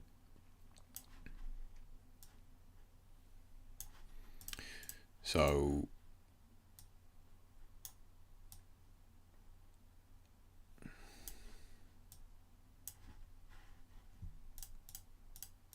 just to try and get some separation there.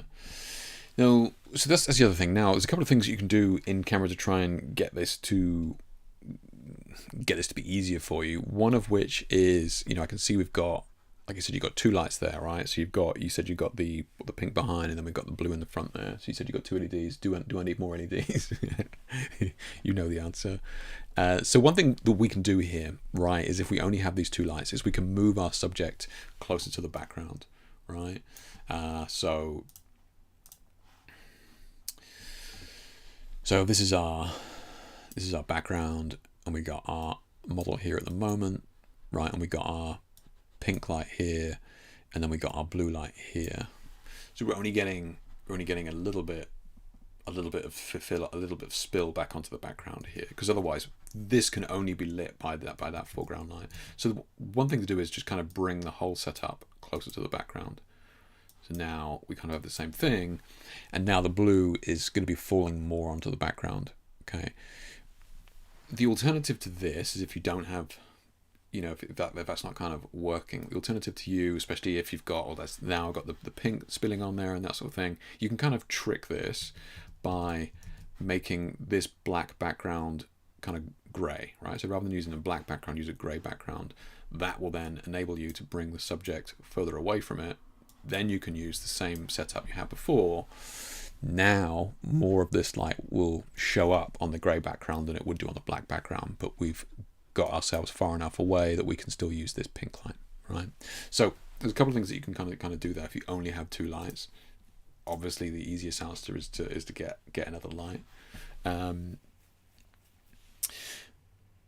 other thing we kind of need to look out for here is going to be the height of this pink light.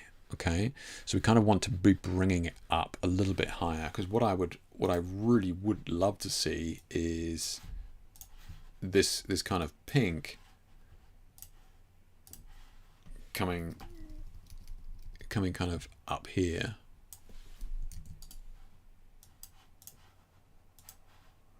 all the way kind of up here onto the top of the head. Now we've got some pink down here as well. We've got some pink here.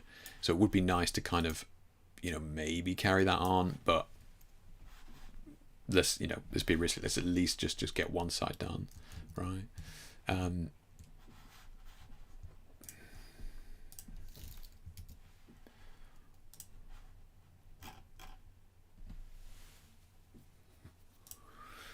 So we would ideally want more pink light coming up here, and that's going to help with keeping that separation as well, right? And the only reason why it's happening at the moment is this this pink light is what, maybe here or something, right? The pink light is maybe here, and we maybe want to come and bring it up here so that we get it coming down on the subject as well. So a couple of things there, a little bit more separation between subject and background. You can either bring the subject a little bit closer, or what I do when I'm doing this, I never use a black background, I always use a grey background, and then I can move my subject as well as the front light accordingly to spill onto the background, and you'll get more spill with grey than you will black. Next thing you need to do is just make sure these edge lights or backlights are up nice and high, so they're covering actually like the top of the head and then all the way down the side as well. Hopefully that makes sense. But beautiful image. I love the movement with the fan. Really nice. Yeah. The pose works really well as well. Yeah.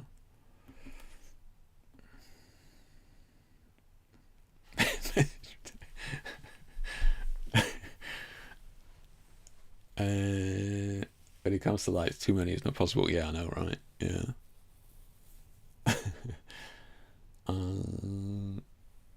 Tips, the guy I learned from was retired, so I bought out his light in the collection. I think I have more light in Pinewood than nice. Yeah.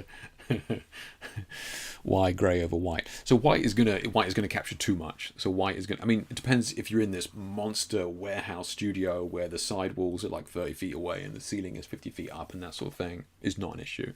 But for the most part, most of us are going to be working in an environment where it's going to be difficult to control the light spill, right? So if we're in a kind of a small space, you know, like I said, we got the background here and we got the model, and we got, you know, a light here. Maybe there's a white wall just out of shot here, right? And then we got the pink light here, and then maybe there's a white wall on this side. So if this is a white backdrop, it's very likely that there will be light that goes past the model, and then just a tinge of it will appear on the white. Now a grey is going to limit that, so that it's just going to make it harder for that to come back. So really, what grey is going to enable us to do is grey is going to enable us to give more luminance without picking up the colour, which white will pick up luminance and the colour, as it were. Yeah.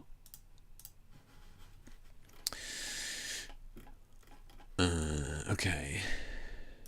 Another one from Ian here. That's the stuff, Ian. That's the stuff. Yeah. This is good though, man. This is real clean. Yeah. really nice, really clean lighting on the body here. Nice and separated as well. It's good stuff, man. Yeah, really good stuff. Yeah, and again, you kind of locked in a lot of these colors. You know, the same pink here as in here and that sort of stuff. Looking good, man. Looking good. Yeah, nice clean light on the body. Nice smooth specular highlights here. Really nice.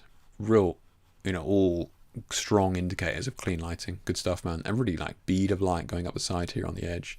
Nice, even that bead of light coming up here on the top. Good stuff, man. Yeah, good stuff. Yeah. I give you decent marks.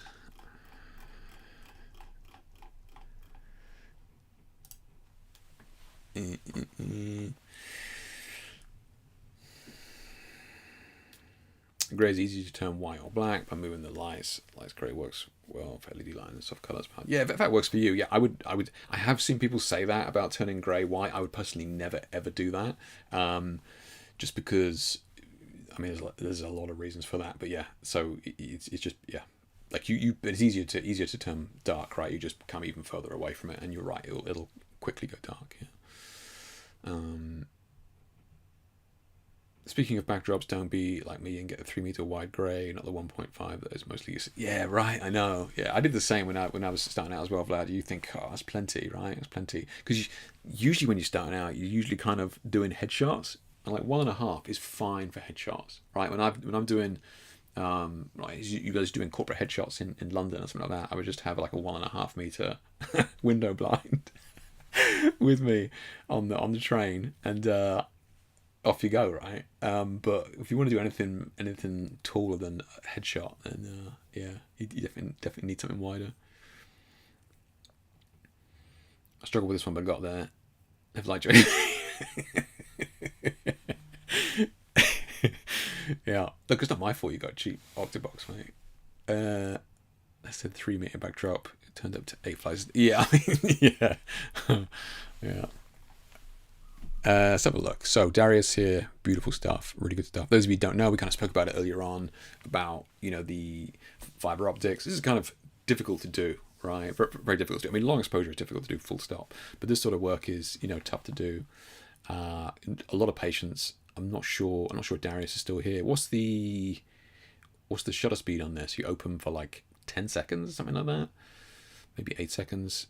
So the model's got to stay pretty still. You got to be wearing your black Spider-Man outfit and getting in there. Yeah, really cool. Yeah, good stuff. Kind of nice. This kind of just a little kiss of light here in the eye. Like it would have been a big kick in the sack to not have that kiss of light in the eye there. So definitely a win. Yeah. Darius says it was longer, about 9 seconds. See, look, I said 10 or 8 in the middle. Boom. Still, that's a lot. There's a lot of movement to do in 10 seconds, 9 seconds, Darius. Yeah, good stuff, man. Good stuff. Yeah, really good. One thing I have noticed about your work is that you are kind of dialing down on the exposure on some of these as well. Years ago, it would like these would be blown out, but you're really kind of reining that in, which is good. Good to see.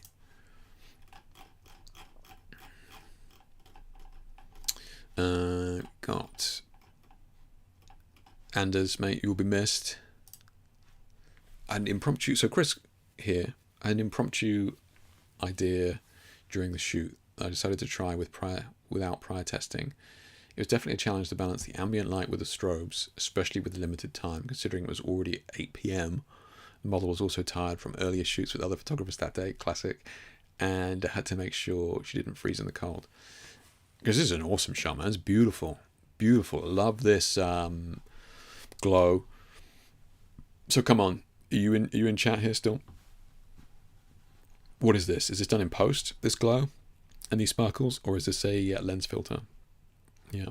So this is another one of those examples with color grading, right? Where we're kind of taking a shot and we're looking at it from the standpoint of trying to say something with the image, right? Now, us looking at this image, timeless image, there's no technology or branding or anything like this, timeless image in nature, and she's wearing this kind of ethereal outfit and she's got elf ears on, right?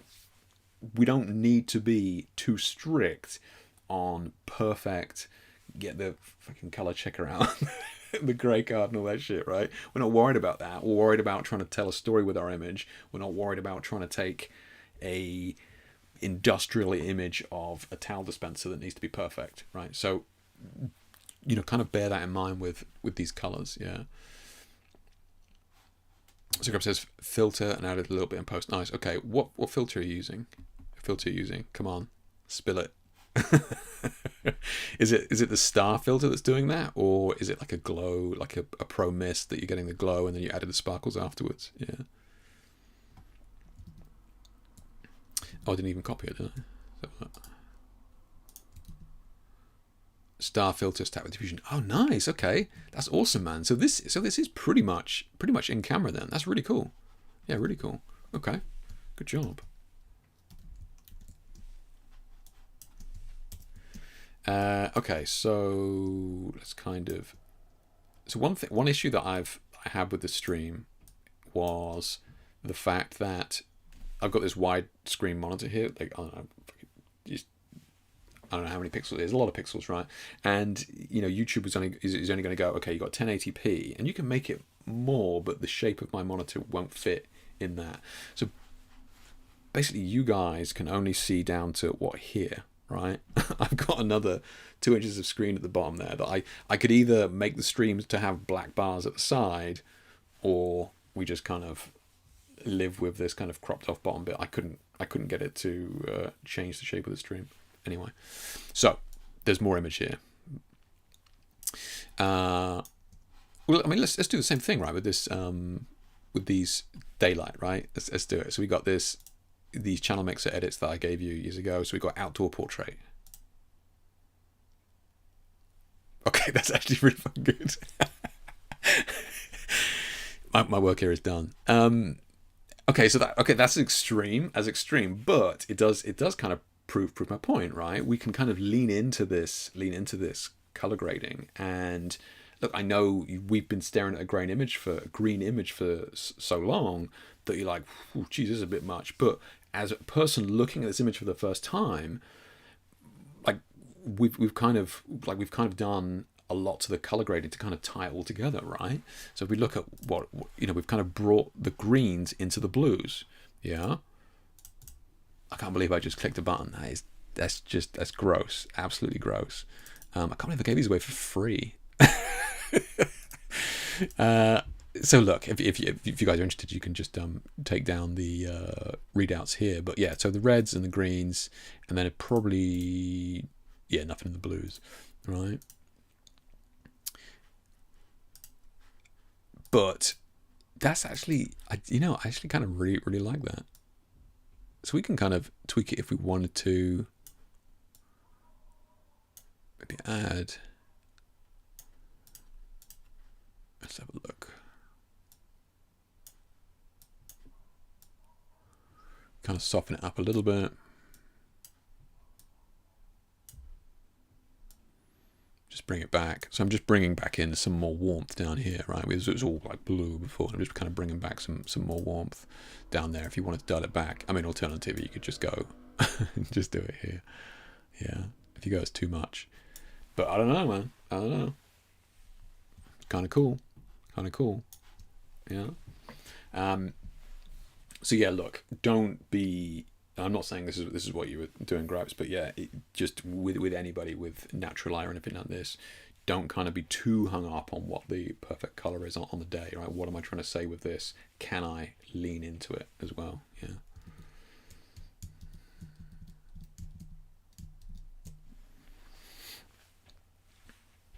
Trying to get the stars right with the strobe is not the best. It's much easier with LED lights. Yeah. Now hit the I know, right? It was a bit like that. Yeah. I think the switching in color helped make it look very cinematic. Thank you, Andre. Thank you. That's exactly what I was going for. Yeah. But this kind of idea behind the C word is really that color palette, right? And for the most point, what you're trying to do with any color grade or anything like that, or any cinematic grade, is you're trying to limit the amount of colors you have as much as possible, whilst still telling the story that you need to tell, right? So like here we had the had all the elements, right? We brought all the greens and yellows and stuff. We've tied them all together and we've brought them into the same color as the outfit here. Now we haven't lost anything in the story at all here. We still know that she is an elf outside in the sparkly, dewy light, right? We haven't lost any elements of that story. All we've done is tightened up the color palette so that it's visually more impactful, right? As opposed to it being busy with lots of different colors here, right? And just being kind of a little bit sickly. Yeah.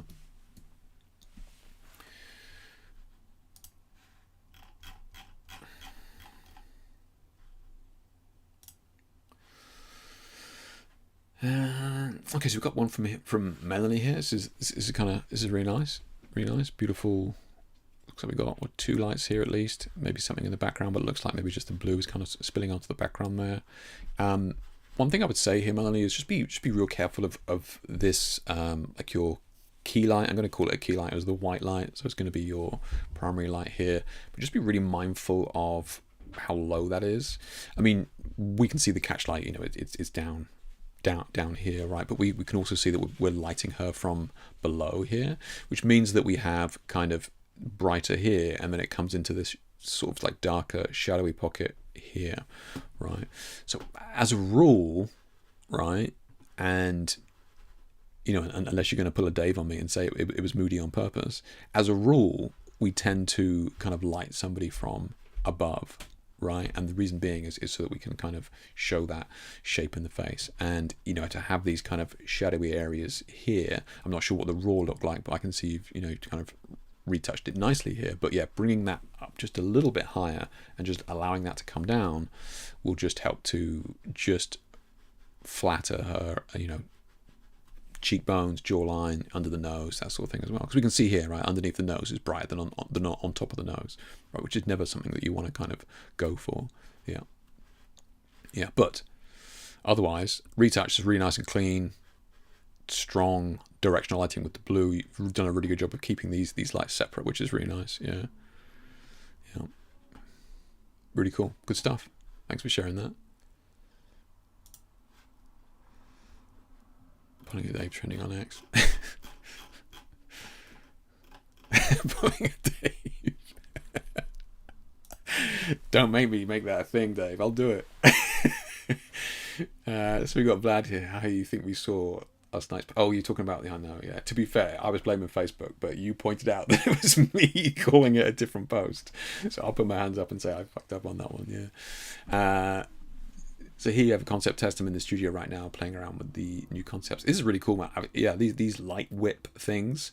I've only got like these tiny little light whips that I've used for long exposures and that sort of stuff. But this is really cool, and this is even better having LEDs along the strip because it's totally even lighting, right? It's not like a light whip where light's coming from one end and it is going to be darker on one end than the other. This is really cool.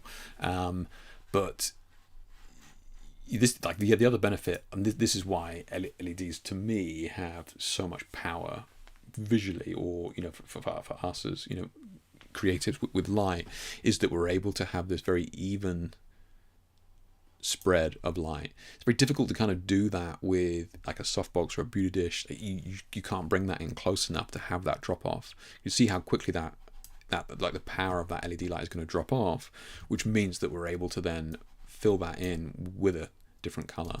So really looking forward to seeing what you do with these Vlad. Yeah, I haven't used anything like this myself. I could definitely see there's a lot of mileage with this, especially bringing them in super close, working with that drop off. I could see it being very, very powerful. Yeah, real cool. Yeah, I know you're just playing around, but yeah, it's just that dark third there is killing me. And then last but not least, we got Chris here. Refresh the comments, cheeky late ad. I'll have a look, Dave. Yeah, I'll have a look. So we spoke about this before with Chris. Chris is in Australia, so he's gone to bed. It's like 5 a.m. or something there. So he's playing with Boris effects, like he mentioned before, which is really cool. So that's something I need to kind of play with. But this is interesting, the way that like the Boris effects is kind of taking the lighting effects and applying these other elements to it. Again, right? Chris is doing something really creative with the lighting and like the colors and the shape of the light, and then it kind of you kind of get away with the fact of adding this psychedelic shape to the background, right? Because you're not trying to light somebody classically with a 3-point gray carded beauty lighting and then adding this crazy psychedelic stuff in the background. You're kind of leaning into the shot that you've got. So I think it works. And it's interesting to see him playing with how it is playing with that 3 dimensions, but also taking the light that's already in the image with Boris FX. I do need to play with it. I do need to have a look for sure. Yeah, very cool. Very cool.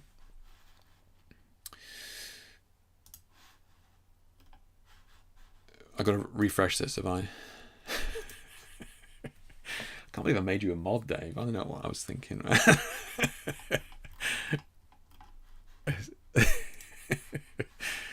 It's true. You do have the power. I need to be careful. Yeah. And where do I need to refresh? Where are these comments?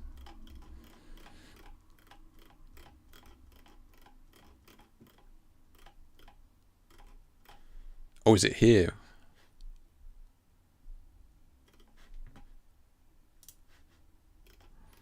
Oh, there we go. Ah, okay. Oh, yeah. Shit, yeah. Okay. Yeah, they're very bold. Yeah. So in that image that you showed of you, have you got any, is it any diffusion on that, in that shot? Yeah. Don't judge my soldering. Did you just say that? That's brilliant. Yeah.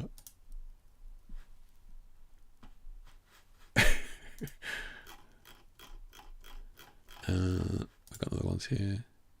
Okay. Oof. Look at these flares. That phone. Ooh, nice. Yeah, nice. Good stuff, man. Yeah, good stuff. Okay, so you can definitely see the beads there. But I mean, like, that'd be easy to buzz out if you wanted to. I mean, so what do we got up here? Like, what's the blue? This is really nice, man. Really nice. Yeah. Maybe it got deleted, Ian. Maybe you typed something that was banned in chat. Let's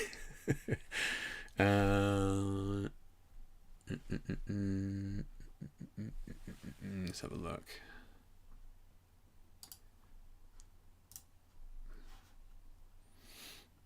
Okay.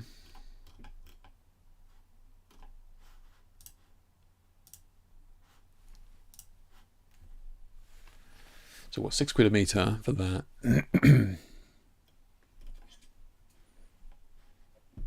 Oh, and you can buy the different color temperatures. Interesting. Okay. Oh, to be young again, man. Eh? Start all over again. Start fucking about with this stuff. I mean, to be fair, I do have some ideas. I think could be cool with that. Yeah. One day. Yeah.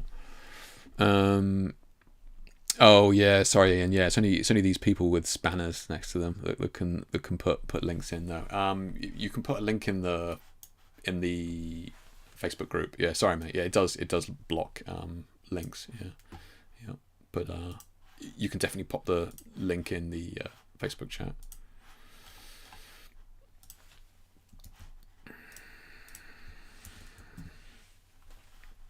You should pop it in any of the posts in there.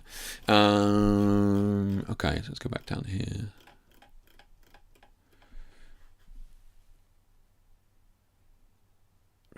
Tick all the comments, yeah. It's all LED strips. Oh, really? So this blue is LED strip as well. LED strip, 4 of them, all DIY light, and then the one on my face is gradiating from cyan on the left side to blue in front of the camera. Interesting. Yeah. Okay.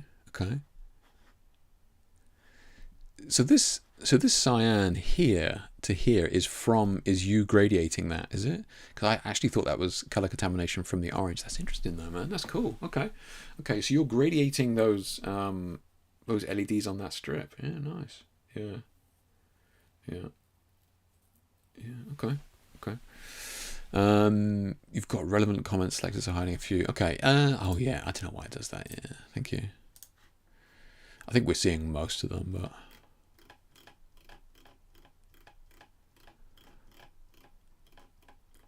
Oh, is that why? Gotcha. Thank you. Thank you. Yeah, because it's got naughty stuff, Dave. Yeah. Cheeky Alice, not always dark and moody. Shot single eyes. Nice.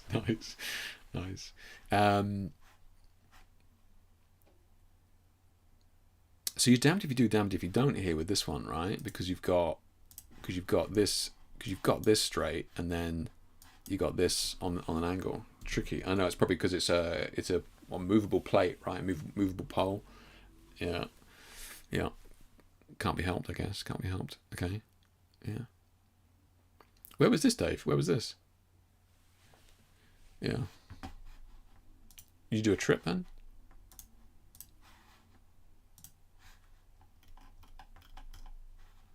Right, just check I haven't got any others, and then we will close this out. Guys, any last minute questions or anything like that, queries or anything, then we can cover them. But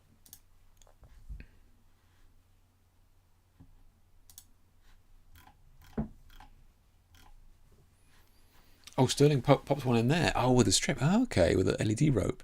Oh, okay, that's cool, Sterling. Yeah, wow. Okay, I take it that background is added in post, but still, yeah, that's cool, man. Yeah,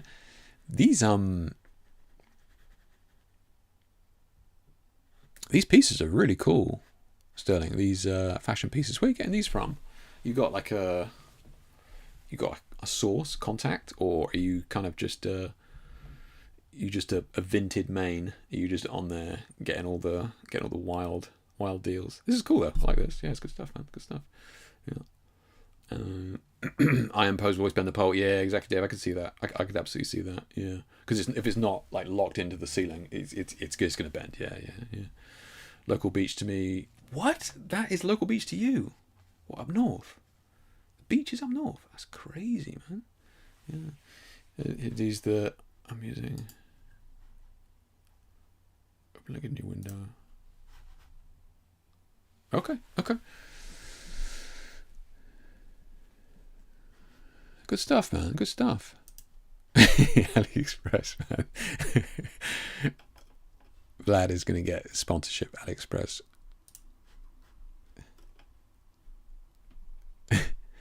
Wow, I mean that's wild, isn't it? How much? That's a lot of numbers and letters, man. That's crazy. It's crazy how cheap that is, though, isn't it? Yeah, it's nuts. You got any idea how? So like a meter of this, Vlad. Just lastly before we wrap this up, like a meter of this, like, okay, let's just say we had a meter of it in front of you here, and you were using that as a key light. Like how bright do you think that would be, if you had to guess? Like, and I'm talking bright as in camera settings. So like ISO 200, 60th of a second, 2.8. Like what do you kind of think that would come out at? One of those LED strips, 1 meter, just kind of in front, uses a key light, out of shot, on the face. Like how bright are we talking here? Are they just real dim, like everything's got to be shot at 3200, Jake, or like is it absolutely fine as long as you bring it in close? Like what are we talking about there? Yeah.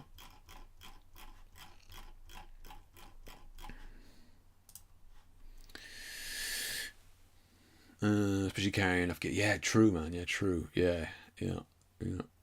Pole stage is 100. What? How are you moving 130? That's wild. And all the camera and lighting gear, 1.5 mile trek, ending in a very steep trek. Jesus, yeah. Well, I guess I can just say 75.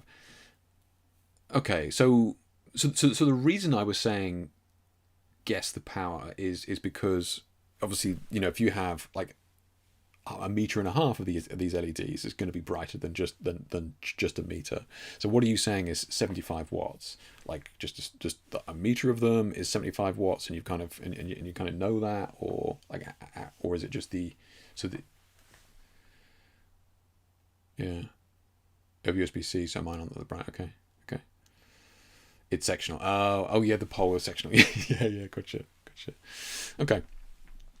All right, guys, we are getting into the weeds. It's my fault. I'm taking it on a tangent. Yeah. So let's kind of wrap this up. But it's good though. Look, I mean, how was the stream on your end in terms of any glitches or anything like that? My laptop wasn't trying to take off. I mean, that's an improvement, right? I can't cook eggs on it or anything like that. Yeah. So I mean, it seemed pretty smooth. I don't think we had any we had any keyframe sequence for what the fuck is this shit? Stream health error. Did you guys notice this error? How long ago was that? Oh, just now. Please use a keyframe frequency of 4 seconds or less. Currently keyframes. Okay, let me grab a screenshot of that. See if it's something I can look at in OBS, whatever it's called. Yeah. Okay. I'm after 5. Oh, so you just math it out. Okay, I'm after 5 volts with the amount of ampage 180 draws from. Okay, there you go, man. Fair play to you. Fair play. Yeah. It's people than it used to be. Sound sync was good. Fucking cheeky bastard. Get what you pay for, Dave. That's what I say, mate. All right, guys. Look, let's wrap this up. It was good though. I'm kind of happy with how that went. It's a little bit scuffed as always with the audio transitions. I'll work on that, but otherwise I think it's good. Thank you for all of you who submitted an image like super last minute, because I got shafted by not having any images. Thank you to everybody that posted an image in here. I mean, quality is outstanding as always, right? You know, tons of really good ones. One that stood out to me was this one from Christo. Once we, you know, add a little bit of color to that, as you know, very cool. Yeah. But yeah, all really good. You know, so thank you for sharing those. That's it, guys. As always, make sure you go and check out online workshops. Christ, I almost forgot about the sponsor of the stream. Check out my online workshops. Check those out. And the mentoring. Don't miss that. We're doing tons of that cinematic lighting workshop recently online with people, which has been really cool. Yeah. So on this, just a note on this. I don't think some people know this because people message me about details on these workshops. So you come onto this page and they're all kind of listed down here of all the different ones that I do, you know, from the projector to the long exposure and all that sort of stuff, working in small spaces. And then if you want to see more details on all of these, I'll try and think of a way to make it more obvious here. But if you go into each of these, it actually shows you, you know, some of the stuff that we'll be, you know, covering and teaching in these and stuff, you know, like the setups and that sort of thing.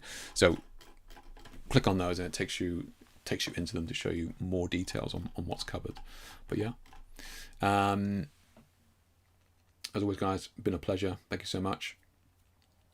Have a great night. And I think I've got a shoot in 2 weeks' time, but maybe it'll be in 3 weeks. But yeah, we'll see. We'll definitely get it done, and I'll definitely make sure that I promote it more than I did this time, just because I was testing it out. But yeah, take care, guys. Have fun. See you in the next one.